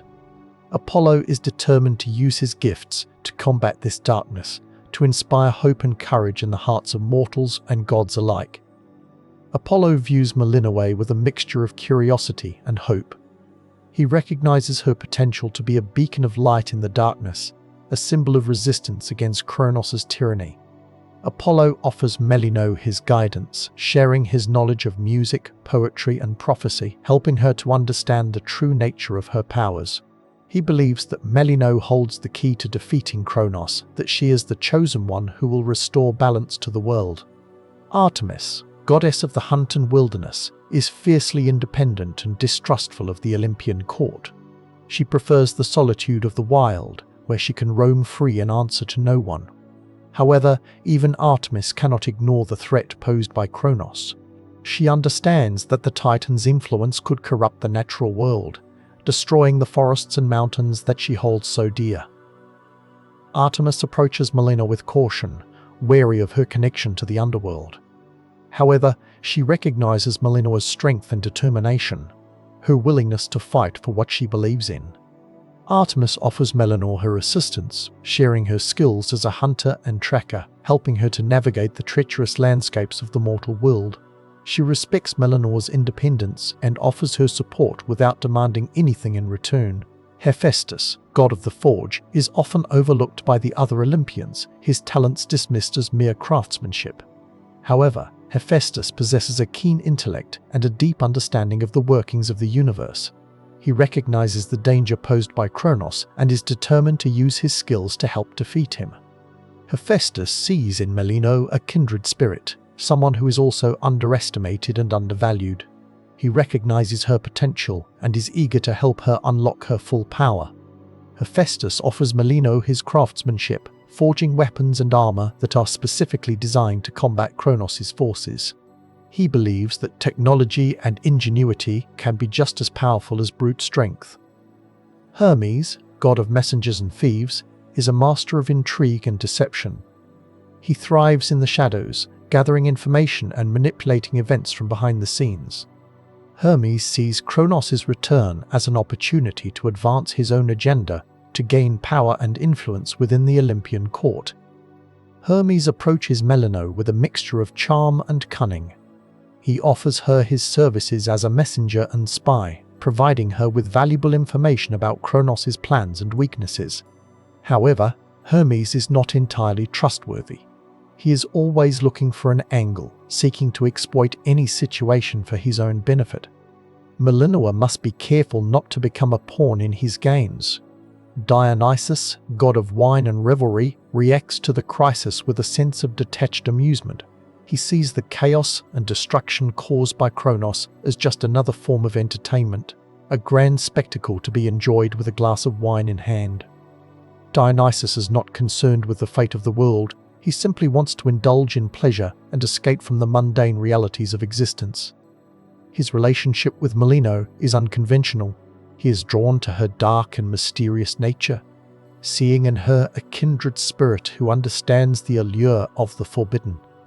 Dionysus offers Melinoë his companionship, inviting her to join him in his revels, encouraging her to embrace her own wild side. He believes that the best way to deal with the darkness is to drown it in wine and laughter.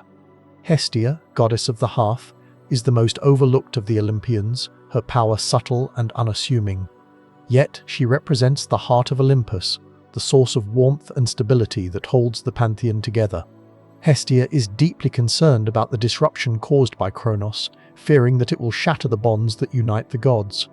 Hestia sees in Melinoë a potential peacemaker, someone who can bridge the gap between the Underworld and Olympus. She offers Melinoë her support, providing her with a safe haven, a place where she can rest and recharge. Hestia believes that the key to defeating Chronos lies in unity and cooperation, in finding common ground between seemingly disparate forces. Demeter, goddess of agriculture, is primarily concerned with the well-being of the mortal world. She understands that Chronos' influence could devastate the crops, leading to famine and suffering on a massive scale. Demeter is determined to protect her domain, to ensure that the mortals have the food they need to survive. Demeter is initially wary of Melinoë, fearing her connection to the Underworld. However, she recognizes Melinoë's compassion and her willingness to help those in need. Demeter offers Melinoë her knowledge of agriculture, teaching her how to cultivate the land and protect the crops from harm. She believes that the key to defeating Chronos lies in restoring balance to the natural world. These are just some of the Olympians and their reactions to the unfolding crisis. Each god brings their own unique perspective, their own motivations, and their own vulnerabilities to the table. Their relationships with Melinoë are complex and often contradictory, reflecting the deep divisions within the Olympian pantheon. The threat of Chronos forces them to confront their own limitations, to question their own beliefs, and to make difficult choices that will determine the fate of the world. But this struggle amongst the gods pales in comparison to the mysteries surrounding the locations where this conflict will play out. Just where will Melinoë travel, and what dangers await her in these strange and wondrous places? That's what we'll explore next, as we delve into the realms of power that will shape the future of the Underworld. Before we dive deeper into this incredible journey, I'm curious, where in the world are you watching this from? Drop a comment below and let our global community know. And if you're finding this as mind-blowing as I am, hit that like button to help more people discover the story. Chapter 4: Realms of Power, the Surface World and Beyond. Exploration of the various locations in Hades 2, including the Surface World, new areas of the Underworld, Olympus, and other mystical realms. This chapter covers the unique characteristics, inhabitants, and strategic importance of each location. The fall of Hades wasn't just a political coup, it was a geographical upheaval. Chronos' influence warped the very fabric of the Underworld, forcing Melinoë to seek power in places no daughter of Hades ever dared tread. And that, of course, begins with the Surface World. For Zagreus, the sunlit lands were a forbidden fruit, a tantalizing mystery just beyond the reach of his fiery blood. But for Melinoë, the surface is a strategic necessity, a source of reagents and a proving ground for her burgeoning powers. Think of it as a resource management sim, but with more vengeful deities and screaming mandrakes. The surface world in Hades 2 isn't some idyllic paradise. It's a land blighted by Chronos' temporal distortions, where seasons bleed into one another and the very air crackles with unstable energy. It's also crawling with Chronos' forces, warped creatures ripped from the timeline, each more bizarre and dangerous than the last. Imagine facing a legion of Roman legionaries one moment and then finding yourself surrounded by Victorian clockwork automatons the next. That's the reality of the surface. But the surface also offers something the underworld can't: life. Not the pale imitation of life that lingers in the shades of Erebus, but vibrant, untamed life. Plants with potent magical properties, creatures imbued with raw, untainted energy, and forgotten shrines to deities whose power still resonates in the soil. These are the resources Melinoë needs to fuel her magic and bolster her fight against Chronos. The surface world is divided into distinct regions, each with its own unique challenges and rewards. You might find yourself battling through a sun-drenched meadow teeming with poisonous flora, or navigating a fog-choked forest haunted by the ghosts of forgotten battles. Each area demands a different approach, a different build, and a different strategy. You'll need to master the art of adaptation if you want to survive. But the surface isn't the only new realm Melinoë explores. Chronos' influence extends far beyond the familiar landscapes of the original Hades. He has reshaped the underworld, creating new domains of torment and despair. Erebus, Asphodel, Elysium. These are no longer safe havens. They've been twisted and corrupted by Chronos' power. Familiar enemies have been empowered, new threats have emerged from the shadows, and the very architecture of these realms has been warped into nightmarish configurations. Imagine Asphodel, once a field of muted sorrow, now a volcanic wasteland choked with temporal anomalies. Picture Elysium, the paradise of heroes, transformed into a gilded cage where the echoes of past glories mock the present despair. These are not just cosmetic changes. The altered environments introduce new gameplay mechanics, forcing you to rethink your strategies and adapt to the ever-shifting landscape. Traps become more elaborate, enemy placements become more devious, and the very ground beneath your feet might crumble away without warning. But the greatest departure from the original game lies in the introduction of completely new areas within the underworld. Domains ruled by forgotten gods, realms of pure nightmare, and pocket dimensions ripped from the fabric of reality. One such realm is the Mourning Fields, a vast expanse of petrified sorrow, where the echoes of lost loves and shattered dreams manifest as tangible obstacles. Navigating this region requires not just combat prowess, but also a deep understanding of the human psyche. You'll need to confront your own regrets and empathize with the suffering of others to overcome the obstacles that lie in your path. Another new area is the Obsidian Labyrinth, a shifting maze of volcanic rock and molten lava. This domain is ruled by a primordial fire spirit, a being of pure destruction who delights in testing the mettle of those who dare to enter her domain. Surviving the Obsidian Labyrinth requires lightning-fast reflexes, a mastery of fire magic, and a healthy dose of luck. And then there's the Rift of Worlds, a tear in the fabric of reality that connects the underworld to countless other dimensions. This chaotic realm is a melting pot of different cultures, different timelines, and different realities. You might encounter creatures from ancient Egypt, futuristic cyborgs, or even parodies of characters from other video games. The Rift of Worlds is a constant source of surprises, offering both incredible opportunities and terrifying dangers. But the most intriguing new location hinted at in the trailers and early access footage is Olympus itself, the home of the gods, the pinnacle of divine power, and the one place you might expect to be safe from Chronos' influence. But is it? The Olympus in Hades 2 is not the shining beacon of glory depicted in ancient myths. It's a city under siege, a palace in disarray, a symbol of divine power teetering on the brink of collapse. Chronos' influence has seeped into Olympus, corrupting the minds of the gods and sowing discord among their ranks. Some gods have fallen under his sway, becoming puppets of his will.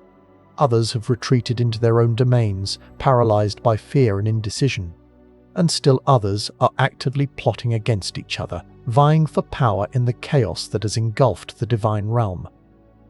Imagine strolling through the once pristine gardens of Hera, now overgrown with thorny vines and haunted by the whispers of forgotten betrayals. Picture the grand halls of Zeus, now echoing with empty pronouncements and paranoid accusations. Envision the forges of Hephaestus, now churning out weapons of war to be used against the gods themselves. Olympus is no longer a sanctuary. It's a battleground, a political minefield, and a reflection of the moral decay that has infected the entire pantheon. Melinoë's journey to Olympus is not just a quest for power, it's a quest for answers. She needs to understand how Chronos was able to infiltrate the divine realm, who betrayed the gods, and what she can do to restore order to the pantheon. But gaining access to Olympus is no easy task. The city is heavily guarded, both by divine sentinels and by Chronos' own forces. You'll need to navigate a treacherous web of alliances and betrayals, prove your worth to the remaining loyal gods, and overcome a series of trials designed to test your strength, your cunning, and your resolve. And even if you manage to reach Olympus, you'll find that the challenges have only just begun. The gods are not always what they seem, and their motivations are often shrouded in mystery. You'll need to learn to read between the lines, to discern truth from lies, and to choose your allies carefully if you want to survive the political machinations of the divine realm. Beyond these core locations, Hades 2 also hints at the existence of other mystical realms, hidden dimensions, and forgotten corners of the underworld that are waiting to be explored. These areas may be accessible only through secret passages, hidden rituals, or by completing specific challenges. Imagine discovering a lost city beneath the river Styx, a civilization of shades who have managed to create their own thriving society in the depths of the underworld. Picture stumbling upon a portal to a dream realm, a place where the laws of physics are meaningless and the only limit is your imagination. Envision finding a hidden grove sacred to Hecate, a place where you can commune with the goddess of witchcraft and unlock new magical abilities. These hidden areas are not just optional side quests. They are integral to the overall narrative of Hades 2. They offer valuable insights into the lore of the game, reveal the backstories of key characters, and provide access to powerful artifacts and abilities that can aid you in your fight against Chronos. Exploring these realms of power is not just about discovering new locations. It's about understanding the forces that shape the world of Hades 2. It's about uncovering the secrets of the gods, the mysteries of the underworld, and the true nature of Chronos' power. It's about using this knowledge to your advantage, to forge alliances, to master new skills, and to ultimately defeat the Titan of Time. But how exactly does Melinoë harness the power of these realms? How does she tap into the magic that permeates the surface world, the underworld, and even Olympus itself? The answer lies in the art of witchcraft, a practice that is both ancient and powerful, and that forms the very core of Melinoë's abilities. And that's precisely what we'll be diving into next, exploring the intricate system of reagent gathering, ritual performance, and spell crafting that defines the magic of Hades 2. Chapter 5: The Art of Witchcraft and Divine Magic. In-depth analysis of Hades 2's magic system, including reagent gathering, ritual performance, spell crafting, and how magical practices connect to the game's themes of power, knowledge, and transformation. Magic. It's the lifeblood of the underworld, the very essence that separates it from the mortal realm. In Hades 2, magic isn't just a tool, it's a language, a craft, and a birthright. It's the key to understanding Melinoë's journey and the desperate struggle against Chronos. But how does this intricate system actually work? And what secrets does it hold about the nature of power itself? Forget button mashing and mindless spellcasting. Hades 2 elevates magic to an art form, a process of meticulous preparation and potent execution. At its heart lies the concept of reagent gathering. This isn't your typical fetch quest. Think of it more like foraging in a mystical garden where every leaf, every stone, every drop of ichor holds a specific magical property. These reagents aren't just lying around waiting to be picked up. Many require specific tools to harvest, tools you'll need to craft or earn. Some only appear during certain phases of the moon or in locations shrouded in shadow. Others are guarded by monstrous creatures who aren't keen on sharing their stash. The act of gathering becomes a challenge in itself, a test of your knowledge, your skill, and your willingness to delve into the darkest corners of the underworld. But gathering is only the first step. The real magic happens in the performance of rituals. These aren't simple incantations, they're elaborate ceremonies involving specific reagents, precise movements, and a deep understanding of the forces you're trying to manipulate. Remember the cauldron and the crossroads? That's your hub for ritual magic. The rituals themselves are varied and complex. Some might focus on enhancing Melinoë's abilities, granting her temporary invulnerability or boosting her magical power. Others could be used to manipulate the environment, creating passages through otherwise impassable terrain or summoning powerful allies to aid in your fight. And still others might be used to glean information, peering into the future or uncovering hidden secrets. The key to a successful ritual lies in precision. Each reagent must be added in the correct order. Each movement must be performed with the proper intent. A single mistake can disrupt the entire process, leading to unpredictable and potentially disastrous consequences. Imagine adding the wrong herb to a potion and instead of healing, it poisons. But the risks are worth the rewards. Mastering the art of ritual magic allows you to bend the underworld to your will, to shape your destiny and turn the tide against Chronos. It's a testament to Melinoë's power, her knowledge, and her unwavering determination to save her family and reclaim her birthright. Now, let's talk about spellcrafting. This is where the magic system truly shines, allowing you to create unique and devastating attacks. It's a more active, combat-focused aspect of magic, complementing the more strategic ritual magic. Think of spellcrafting as a form of alchemy, combining different magical elements to create new and powerful effects. You might combine fire and lightning to create a searing storm, or water and earth to summon a protective barrier. The possibilities are virtually endless, limited only by your imagination and your access to the necessary reagents. The spells you craft aren't just about raw power, they're about strategy and adaptability. You'll need to consider your opponent's weaknesses, the environment you're fighting in, and your own strengths and weaknesses when choosing which spells to use. Do you need a powerful single-target attack to take down a boss, or a wide-area spell to clear out a horde of enemies? The choice is yours. But spellcrafting isn't just about combat. It can also be used to solve puzzles, overcome obstacles, and even manipulate the minds of others. Imagine crafting a spell that allows you to see through illusions, or one that temporarily pacifies even the most savage beasts. The versatility of the system is truly remarkable. The beauty of Hades 2's magic system lies in its seamless integration with the game's themes of power, knowledge, and transformation. Magic isn't just a means to an end, it's a reflection of Melinoë's journey, her growth, and her understanding of the world around her.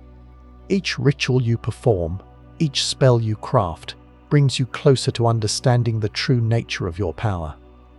You begin to see the connections between seemingly disparate elements, the hidden patterns that govern the underworld. You realize that magic isn't just about casting spells, it's about understanding the fundamental forces that shape reality. And as you delve deeper into the mysteries of magic, you begin to transform. You become more powerful, more knowledgeable, and more attuned to the rhythms of the underworld. You shed your old self and embrace your destiny as the princess of the underworld, the one who will challenge Chronos and restore balance to the cosmos. But how does this all connect to the overarching narrative? How does the act of gathering reagents, performing rituals, and crafting spells contribute to the larger story of Hades 2?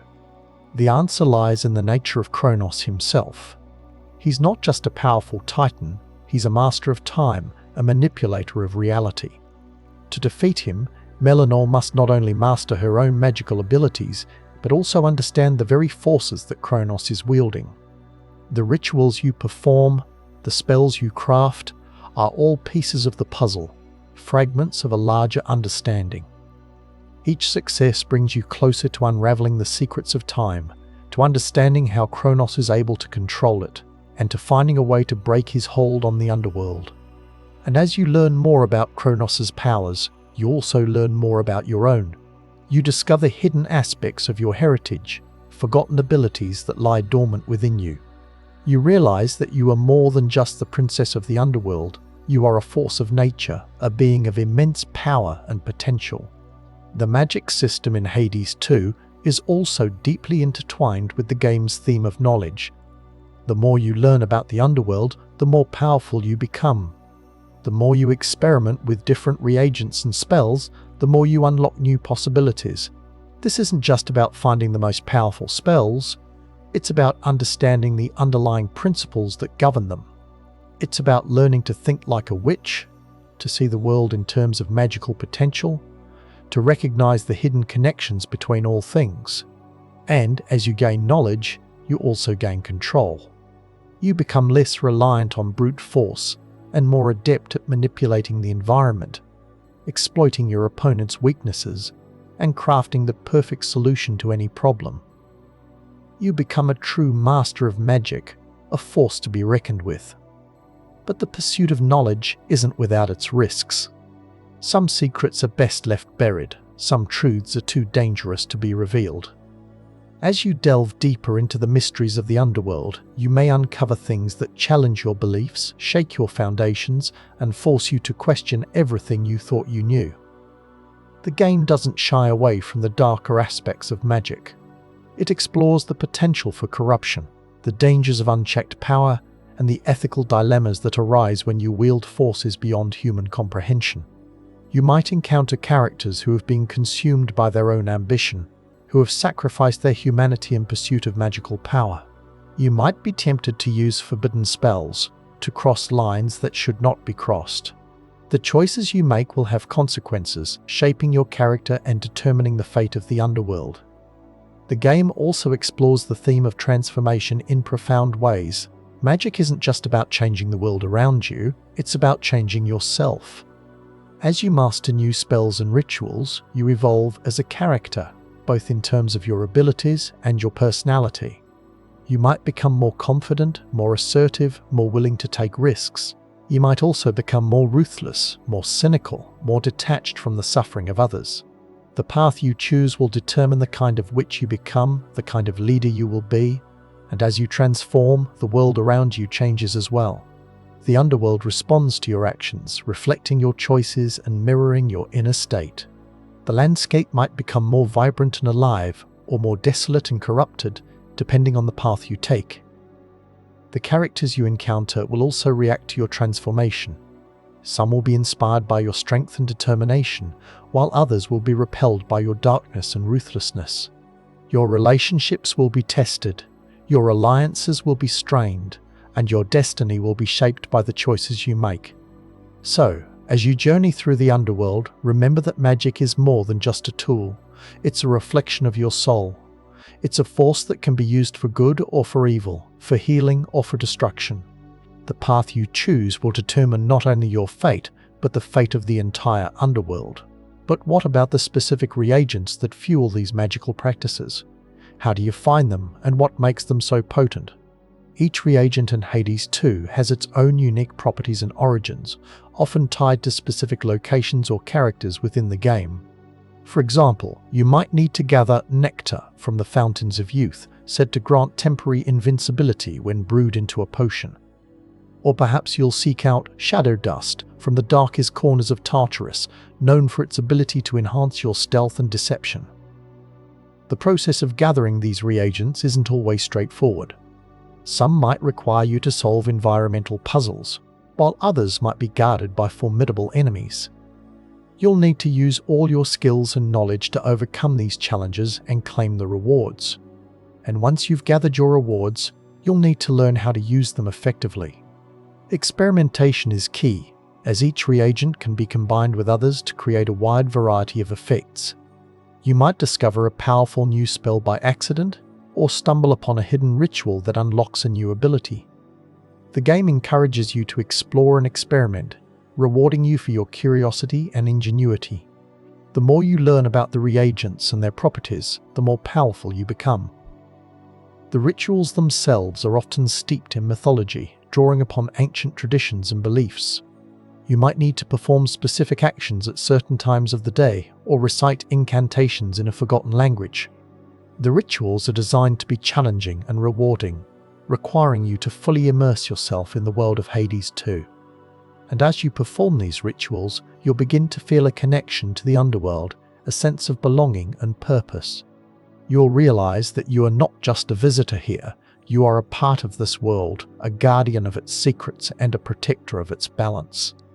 The spellcrafting system is equally intricate and rewarding.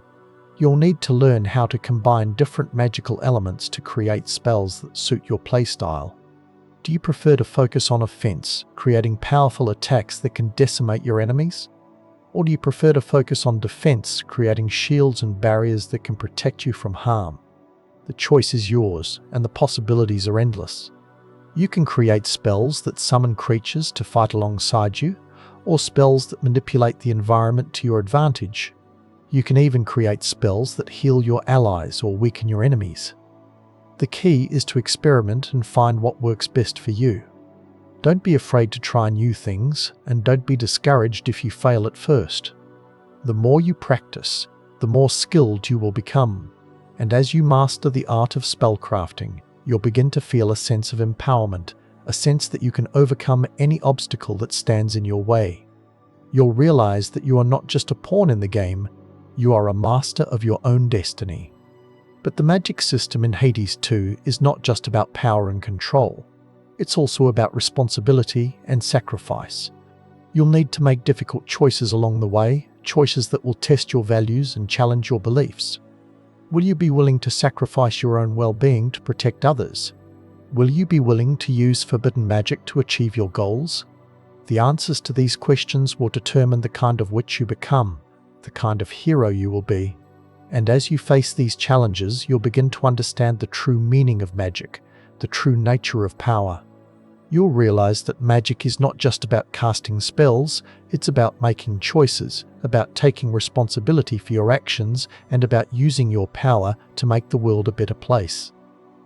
The themes of power, knowledge, and transformation are woven throughout every aspect of the magic system. As you progress through the game, you'll gain a deeper understanding of these themes and how they relate to your own journey. You'll learn that power is not just about strength and dominance, it's about influence and responsibility. You'll learn that knowledge is not just about facts and figures, it's about understanding and wisdom. And you'll learn that transformation is not just about changing your appearance, it's about changing your heart and soul. And as you embrace these themes, you'll become a more complete and well-rounded character, a true hero in the eyes of the gods and mortals alike. You will be ready to confront Chronos, not just with brute force, but with the full force of your magical knowledge and transformed spirit. But the journey is far from over. The secrets of the Underworld run deeper than you can possibly imagine, and the political landscape is more treacherous than you realize. Next, we must navigate the tangled web of alliances and rivalries, the complex relationships between gods, mortals, and the supernatural beings that inhabit this realm. Who will stand by your side in the fight against Chronos, and who will betray you for their own selfish gain? Chapter 6. Allies, Enemies, and the Politics of Divinity. Examination of the complex web of relationships between gods, mortals, and supernatural beings, including potential allies in the fight against Chronos, the political implications of divine warfare, and how personal relationships intersect with cosmic conflicts. In a world where gods clash and shadows dance, alliances are forged in the fires of necessity, and betrayals cut deeper than any Stygian blade. The fight against Chronos is not a solitary endeavor. It's a cosmic dance involving gods, mortals, and beings whose very existence blurs the lines between the two. Understanding these relationships is key to understanding Melinoë's path and the future of the Underworld itself. Think of the Olympians, for example. On the surface, they present a united front, a pantheon of power and glory. But scratch beneath that gilded surface, and you'll find a web of rivalries, grudges, and hidden agendas that have been brewing for millennia. Zeus, the king of the gods, might seem like the natural leader in this crisis, but his history of impulsive decisions and questionable judgment makes him a volatile ally at best. Hera, his queen, is driven by a fierce protectiveness of her domain and a burning resentment towards those who threaten it. Will she channel that anger into a focused assault on Chronos, or will her personal vendettas cloud her judgment? Then there's Poseidon, god of the seas, whose domain has always been somewhat separate from the affairs of Olympus. He's a force of nature, powerful and unpredictable. Will he see Chronos as a threat to the balance of the cosmos and throw his weight behind Melinoë? Or will he remain aloof, content to let the land dwellers sort out their own problems? And what of those gods who dwell on the fringes of the pantheon, those whose powers are less understood or whose personalities are less palatable? Hecate, goddess of witchcraft, is a natural ally for Melinoë, sharing a connection to the night, the shadows, and the forbidden arts. But Hecate is also fiercely independent, and her motivations are often shrouded in mystery. Can Melinoë truly trust her, or is she merely a pawn in Hecate's own game? Ares, the god of war, is always eager for a fight, but his bloodlust can be a double-edged sword. He might be a valuable asset on the battlefield, but his lack of strategic thinking and his tendency to escalate conflicts could easily backfire. Even Hermes, the swift-footed messenger god, plays a crucial role. He's the ultimate information broker, privy to secrets and whispers from every corner of the cosmos. But whose side is he really on? Is he a loyal servant of Olympus, or is he playing his own game, using his knowledge to manipulate events to his own advantage? The relationships between these gods are further complicated by their individual connections to Melinoë herself. Some might see her as a potential weapon, a tool to be used in their own power struggles. Others might view her with suspicion, wary of her unique powers and her connection to the Underworld. And still others might genuinely believe in her cause, offering her their aid and guidance out of a sense of duty or even affection. But the Olympians aren't the only players in this cosmic drama. The Underworld itself is a teeming ecosystem of gods, spirits, and shades, each with their own agendas and loyalties. Take Thanatos, the embodiment of death, for example. He's a figure of immense power and authority in the Underworld, but he's also bound by a strict code of conduct. Will he stand aside and allow Chronos to disrupt the natural order of things, or will he defy his own limitations and join the fight to restore balance? Hypnos, the god of sleep, might seem like an unlikely ally, but his powers over dreams and illusions could prove invaluable in the fight against Chronos. After all, Chronos himself is a master of time, and time is inextricably linked to the realm of dreams. And what of the shades themselves, the countless souls who dwell in the Underworld? Some might be loyal to Hades, eager to see him restored to his rightful place. Others might see Chronos as an opportunity for change, a chance to escape the eternal torment of the Underworld. And still others might simply be caught in the crossfire, desperate to survive in a world turned upside down. Beyond the gods and spirits, there are also mortals to consider. Mortals touched by divinity, imbued with unique powers and destinies. Orpheus, the legendary musician, might be able to use his music to soothe the savage beast within Chronos, or at least to rally the spirits of the Underworld to Melinoë's cause. But mortals are also vulnerable, easily manipulated by the gods, and easily crushed beneath the weight of cosmic events. Their loyalty is often fickle, swayed by promises of power or fear of retribution. Navigating this complex web of relationships is one of Melinoë's greatest challenges. She must learn to discern friend from foe, to leverage alliances to her advantage, and to anticipate the betrayals that are sure to come. The politics of divinity are a treacherous game, and the stakes have never been higher. The fate of the Underworld, and perhaps the entire cosmos, hangs in the balance. But the alliances and enmities extend beyond the readily apparent. The escape of Chronos isn't just a physical breaking of bonds, It's a shattering of ancient agreements, a ripping of the fabric that holds divine society together. Consider the Titans, those primordial beings who once ruled the cosmos before being overthrown by the Olympians. Many remain imprisoned in Tartarus, seething with resentment and plotting their revenge. Could Chronos' return herald a resurgence of Titan power, forcing the Olympians to confront their own bloody history? And what of the Fates, those enigmatic goddesses who control the threads of destiny? They are typically aloof from the squabbles of gods and mortals, but Chronos' actions threaten to unravel the very fabric of fate itself. Will they intervene to restore order, or will they remain silent, allowing the cosmos to plunge into chaos? Their motivations are unknowable, their power absolute. Aligning with, or even understanding, their perspective is a challenge that could define Melinoë's success. Then there are the chthonic deities, those gods and goddesses associated with the earth, fertility, and the cycles of life and death.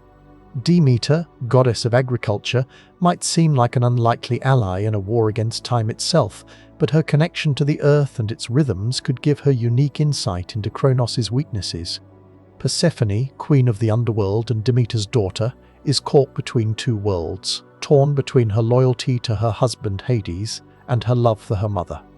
Her choices could have profound consequences for the balance of power in the Underworld. Remember, divine relationships aren't always built on logic or reason. Ancient grudges, family loyalties, and even romantic entanglements can all play a role in shaping alliances and fueling conflicts. The gods are, in many ways, just like us, driven by emotions and desires that can lead them to make irrational decisions. For Melinoë, understanding these personal dynamics is just as important as understanding the larger political landscape. She must learn to navigate the complex emotional currents that flow between the gods, to appeal to their individual motivations and to exploit their weaknesses. But even the most carefully crafted alliances can crumble under the pressure of war. Trust is a rare and precious commodity in the world of gods, and betrayal is always lurking around the corner. Melinoë must be prepared to face difficult choices, to sacrifice some allies for the greater good, and to forge new alliances in the face of adversity. She must also be wary of those who offer their aid too readily. Some gods might have ulterior motives, seeking to use her as a pawn in their own power games. Others might be spies in disguise, feeding information to Chronos or plotting to undermine her efforts from within. The fight against Chronos is not just a battle of strength and skill, it's a battle of wits, a game of political maneuvering where the stakes are nothing less than the fate of the cosmos. Melinoë must be a warrior, a diplomat, and a strategist all rolled into one. As Melinoë navigates this treacherous landscape, she'll discover that some of her greatest allies come from the most unexpected places. Mortals who possess courage and compassion, spirits who are willing to defy their nature, and even gods who have been ostracized or forgotten can all play a vital role in her quest. But she'll also learn that some of her closest allies can become her most dangerous enemies. Betrayal is a common currency in the world of gods, and even the most loyal companions can be swayed by promises of power or fear of retribution. Ultimately, Melinoë's success will depend on her ability to build and maintain strong relationships, to inspire loyalty and trust, and to navigate the treacherous currents of divine politics. The fate of the Underworld, and perhaps the entire cosmos, rests on her shoulders. So, who can Melinoë truly trust? The answer, as you might suspect, is not a simple one. Each god, each spirit, each mortal comes with their own baggage, their own motivations, their own secrets.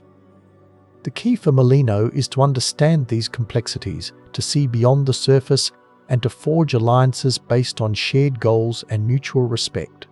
But even then, she must always be prepared for the inevitable betrayals, the unexpected twists, and the difficult choices that lie ahead. The war against Chronos is a war of attrition, a war of alliances, and a war of wills, and only those who can master the art of divine politics will emerge victorious. Consider the case of the chthonic gods, beings of immense power tied directly to the earth and the very essence of the underworld. Gaia, the primordial earth goddess, may hold secrets to Chronos' origins and weaknesses, but convincing her to intervene in the affairs of gods and mortals is a monumental task. She embodies the long view of history, the slow turning of the ages, and may see Chronos as merely a temporary disturbance in the grand scheme of things. Similarly, Hecate, the goddess of magic and crossroads, possesses knowledge of ancient rituals and forgotten spells that could turn the tide of battle. But Hecate is a creature of twilight, comfortable operating in the shadows and rarely revealing her true intentions. Gaining her full support requires understanding her cryptic pronouncements and aligning with her enigmatic goals.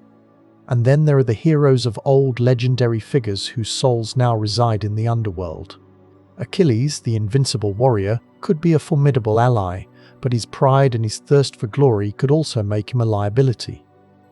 Odysseus, the cunning strategist, might offer invaluable tactical advice, but his penchant for deception and his self-serving nature could undermine Melinoë's efforts. Even within Melinoë's own family, the lines of loyalty are blurred. Nyx, her mother, is a powerful goddess of the night, but her motivations remain shrouded in darkness. Does she truly support Melinoë's quest, or is she manipulating her for her own inscrutable purposes? And what of Hades himself? Imprisoned by Chronos, his power diminished, he is nonetheless a force to be reckoned with.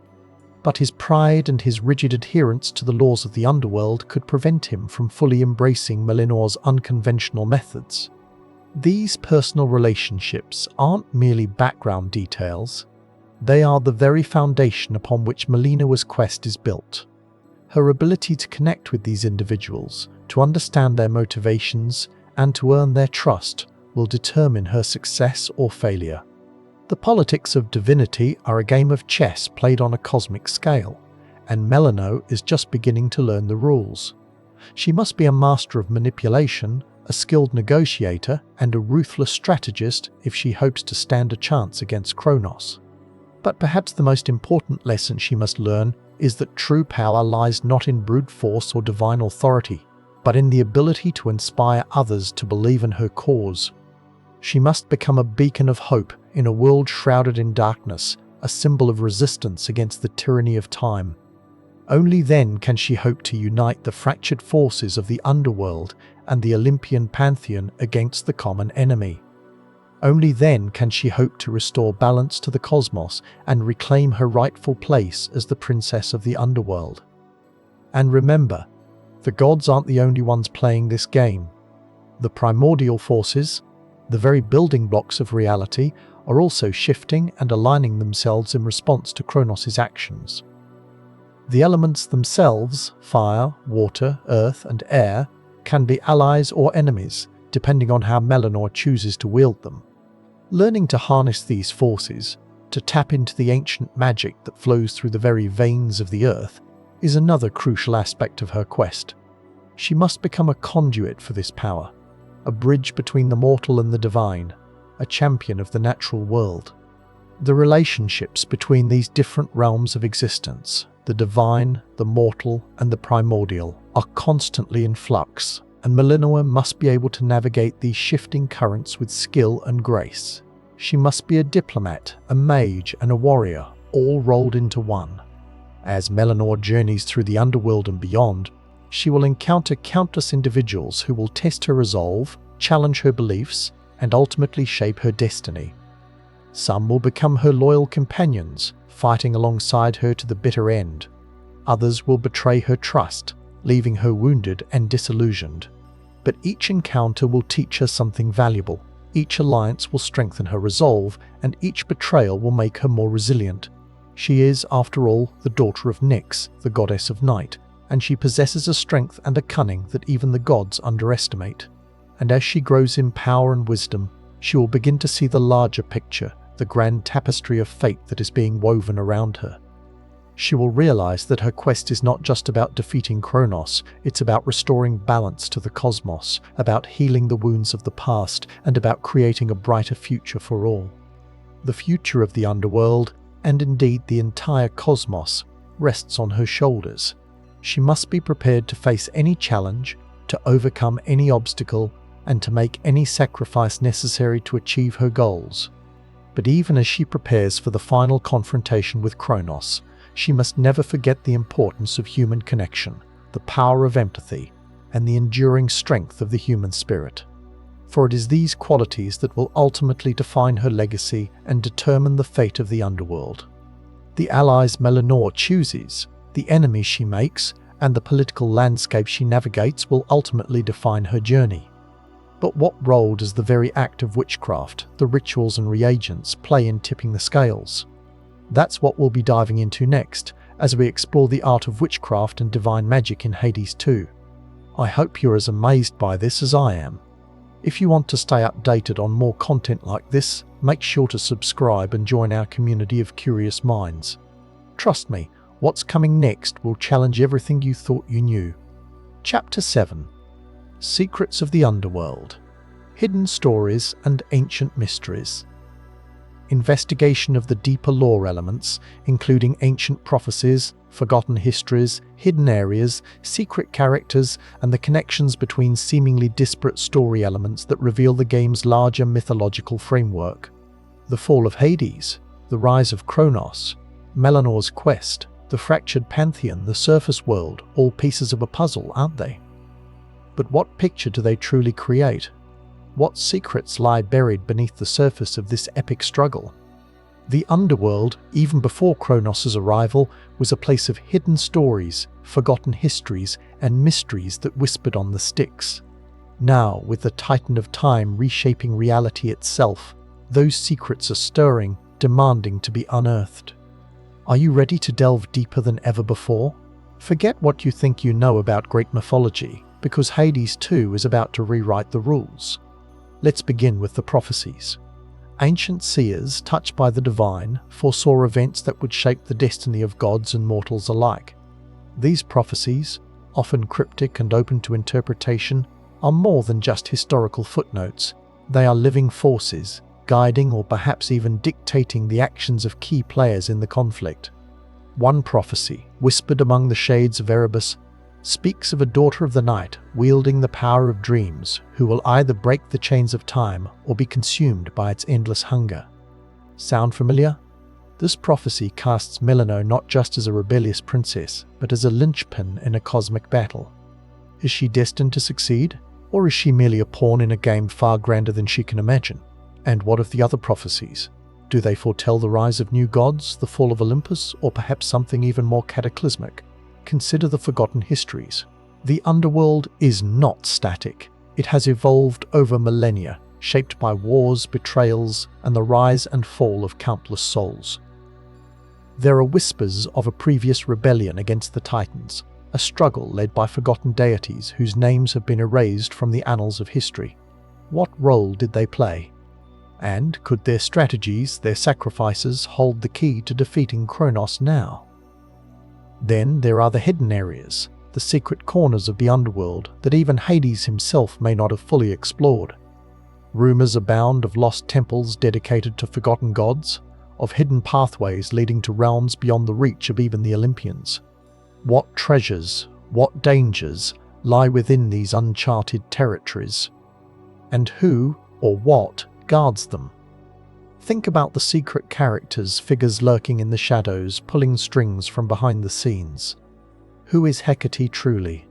What are her motivations for aiding Melinoë? Is she a benevolent mentor, or does she have her own agenda, one that could jeopardize the entire quest? And what of the other enigmatic figures, the shades who offer cryptic advice, the merchants who deal in forbidden knowledge? Are they merely opportunistic, or are they part of a larger conspiracy? One of the most intriguing mysteries revolves around the nature of Chronos' power. He is the Titan of Time, but what does that truly mean? Is he merely able to manipulate the flow of time, or does he possess a more fundamental control over reality itself? Some speculate that Chronos is not just a Titan, but a manifestation of time itself, an embodiment of the universe's relentless march towards entropy. If that's the case, how can he possibly be defeated? Can time truly be stopped? Consider the implications of Chronos' actions. By conquering the Underworld, he has disrupted the natural order, throwing the balance of life and death into chaos.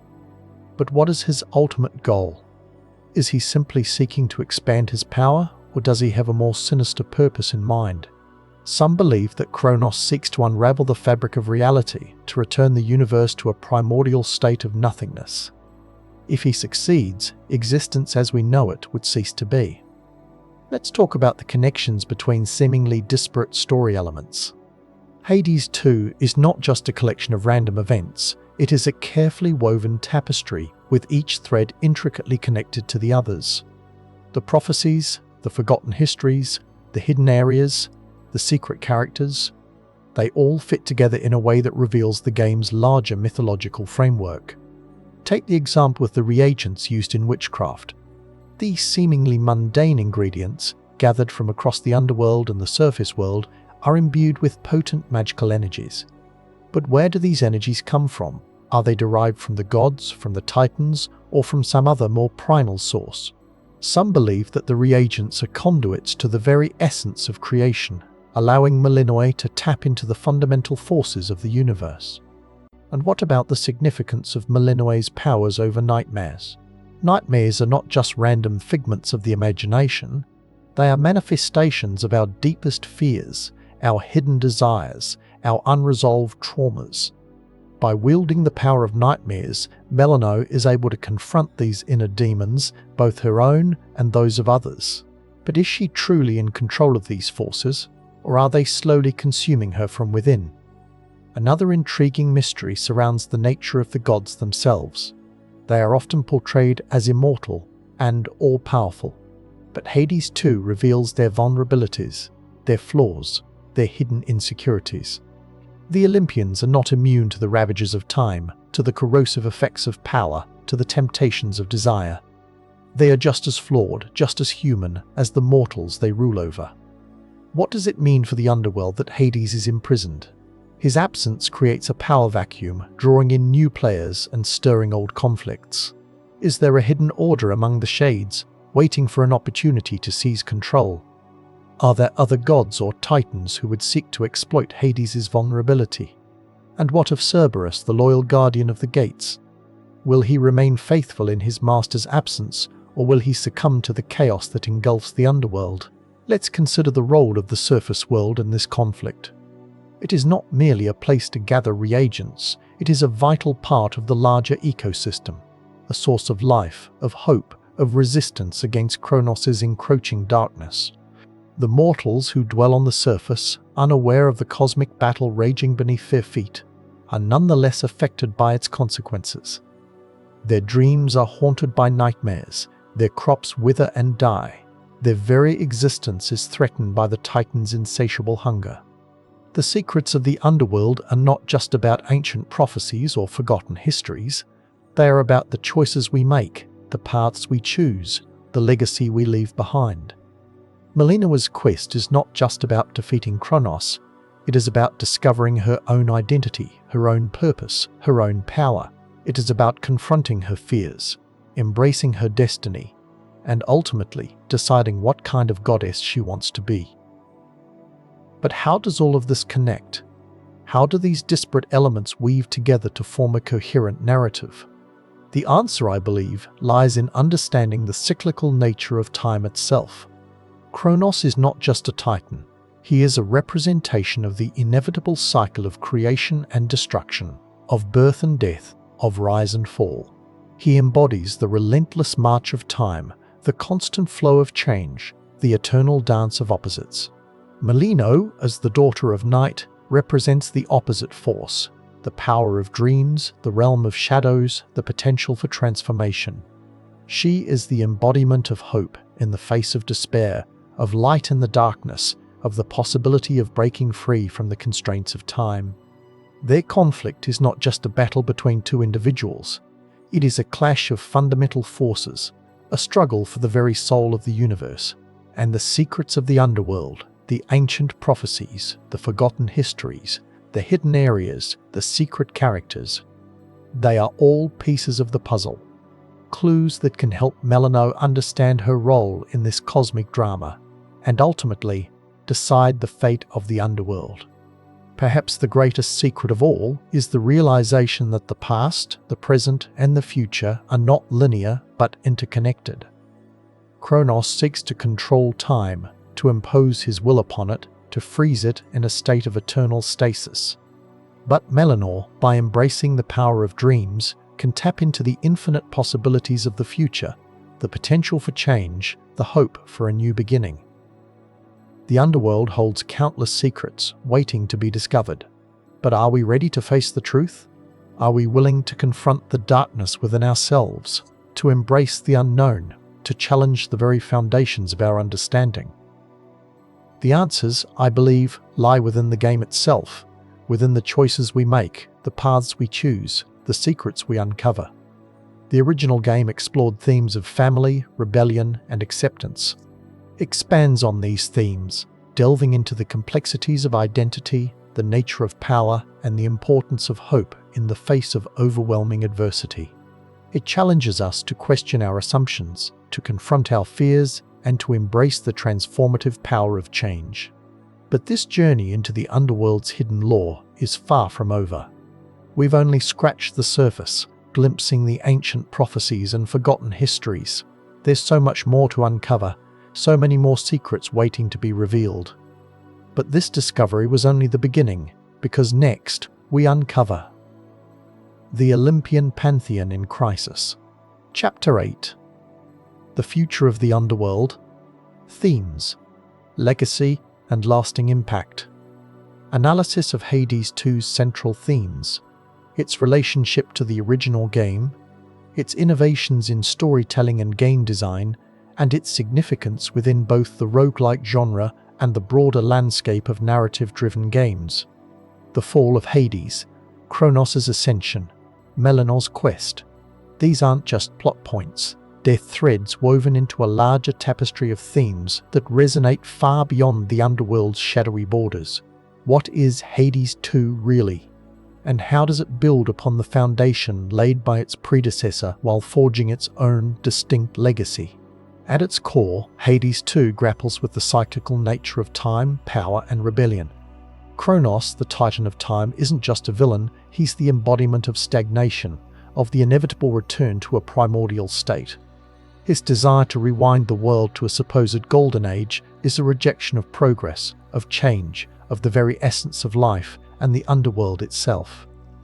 Melinoë's fight against him is therefore not merely a personal vendetta to rescue her father, but a defense of the possibility of the future. This theme echoes the original Hades, where Zagreus fought against the rigid control of his father Hades. But where Zagreus sought individual freedom, Melinoë seeks something more profound, the freedom of an entire realm, and perhaps even the freedom of Olympus itself to evolve. This is a crucial shift in perspective. It transforms the underworld from a prison to be escaped into a world worth saving. And what about the idea of family? Both games explore the complexities of familial relationships, but through very different lenses. Zagreus' story was about breaking free from a stifling father-son dynamic. Melinoë's narrative delves into the bonds of sisterhood, the weight of expectations, and the sacrifices we make for those we love. Her relationship with her siblings, her mother Hecate, and even her imprisoned father are all fraught with tension, affection, and a deep sense of responsibility. It's a more nuanced and mature exploration of family than we saw in the first game, and it resonates with anyone who has ever felt the pull of familial duty. But let's talk gameplay. Hades 2 doesn't just retread familiar ground. It innovates in ways that elevate the roguelike genre. The introduction of a hub area above ground, the city of Ephira, opens up new strategic possibilities. You're no longer confined to the depths of Tartarus. You must strategically plan your runs, considering not only your immediate objectives, but also the long-term development of your abilities and the resources you need to thrive, both above and below ground. The magic system is another major innovation. Gathering reagents, performing rituals, and crafting spells adds a layer of depth that was absent in the original game. It's not just about choosing boons from the gods, it's about actively shaping your own destiny through knowledge, experimentation, and a deep understanding of the mystical forces that govern the world. This system encourages experimentation and rewards players who are willing to delve into the game's lore and mechanics. And speaking of the gods, their roles in Hades 2 are far more complex than simply offering boons. They're active participants in the conflict with their own agendas, rivalries, and vulnerabilities. Their interactions with Melinoë are often fraught with tension, reflecting the precarious state of Olympus in the face of Chronos' threat.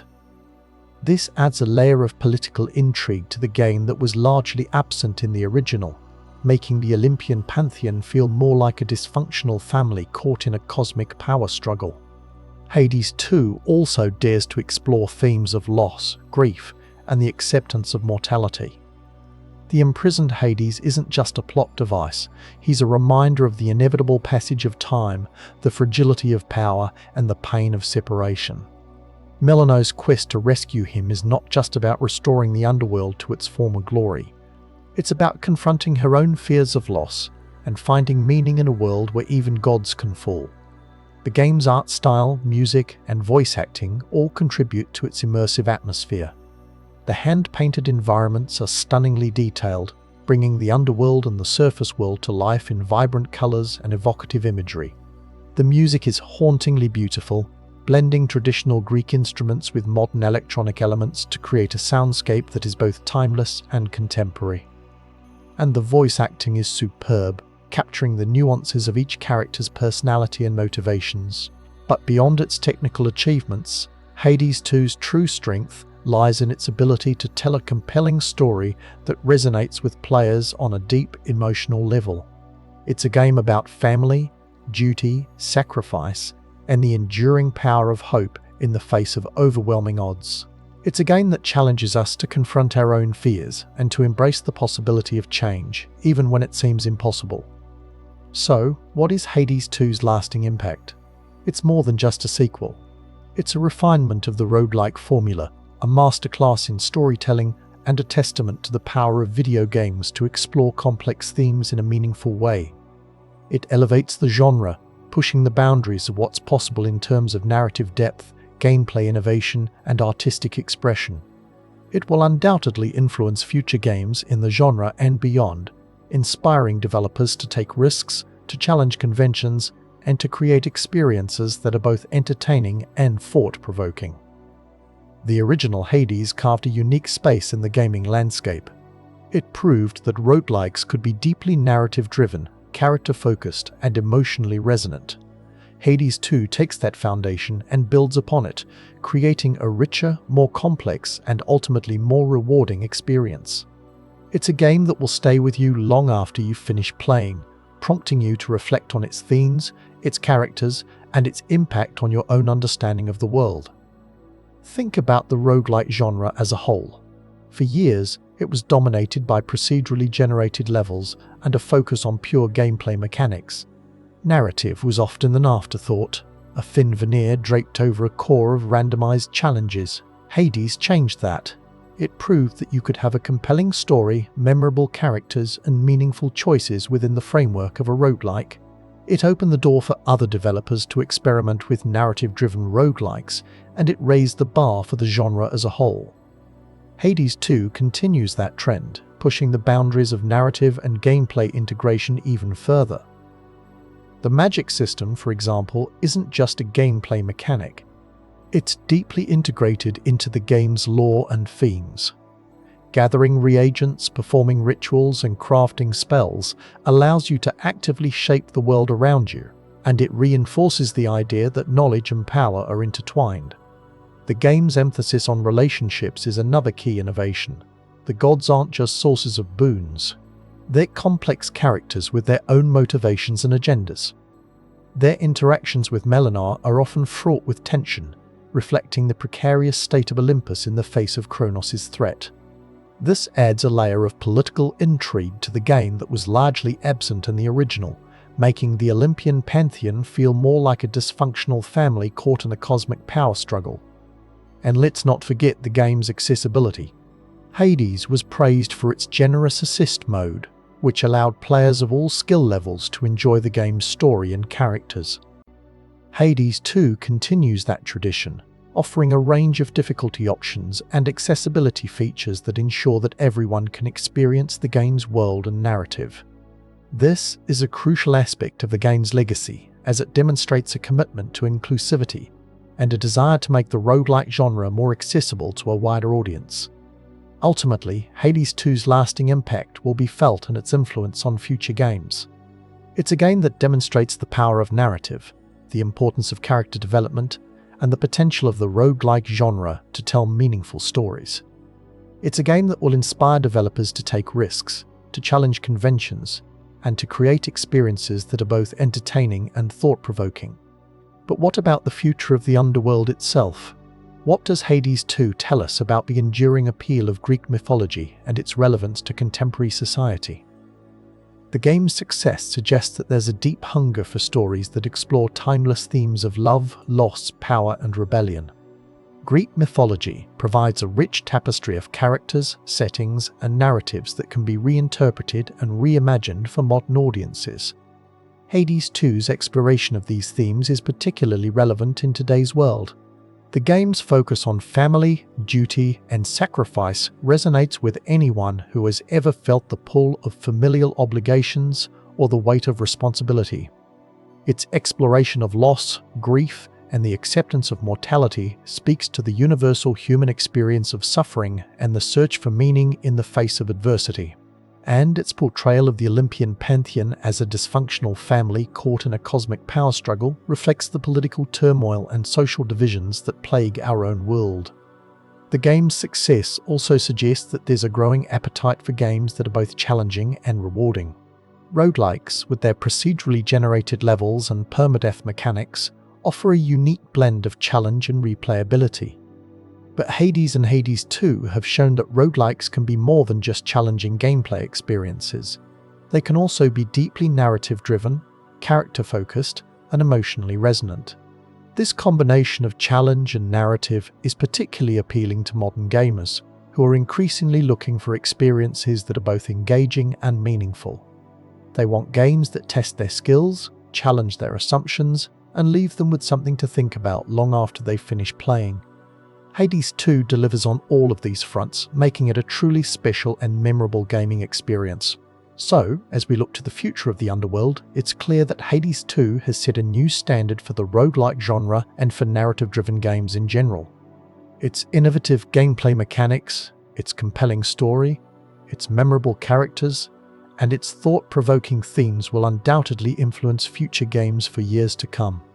It's a game that will be remembered not just for its technical achievements, but for its ability to connect with players on a deep emotional level and to leave a lasting impact on their understanding of the world. But this is not the end of the story. There are still secrets to uncover, mysteries to unravel, and questions to answer. We've explored the fall of Hades, the rise of Chronos, Melinoë's quest, and the game's themes, legacy, and lasting impact. But what about the hidden stories, the forgotten histories, and the secret characters that lie beneath the surface of the Underworld? What connections can we draw between seemingly disparate story elements to reveal the game's larger mythological framework? That's what we'll be diving into next, as we explore the secrets of the Underworld.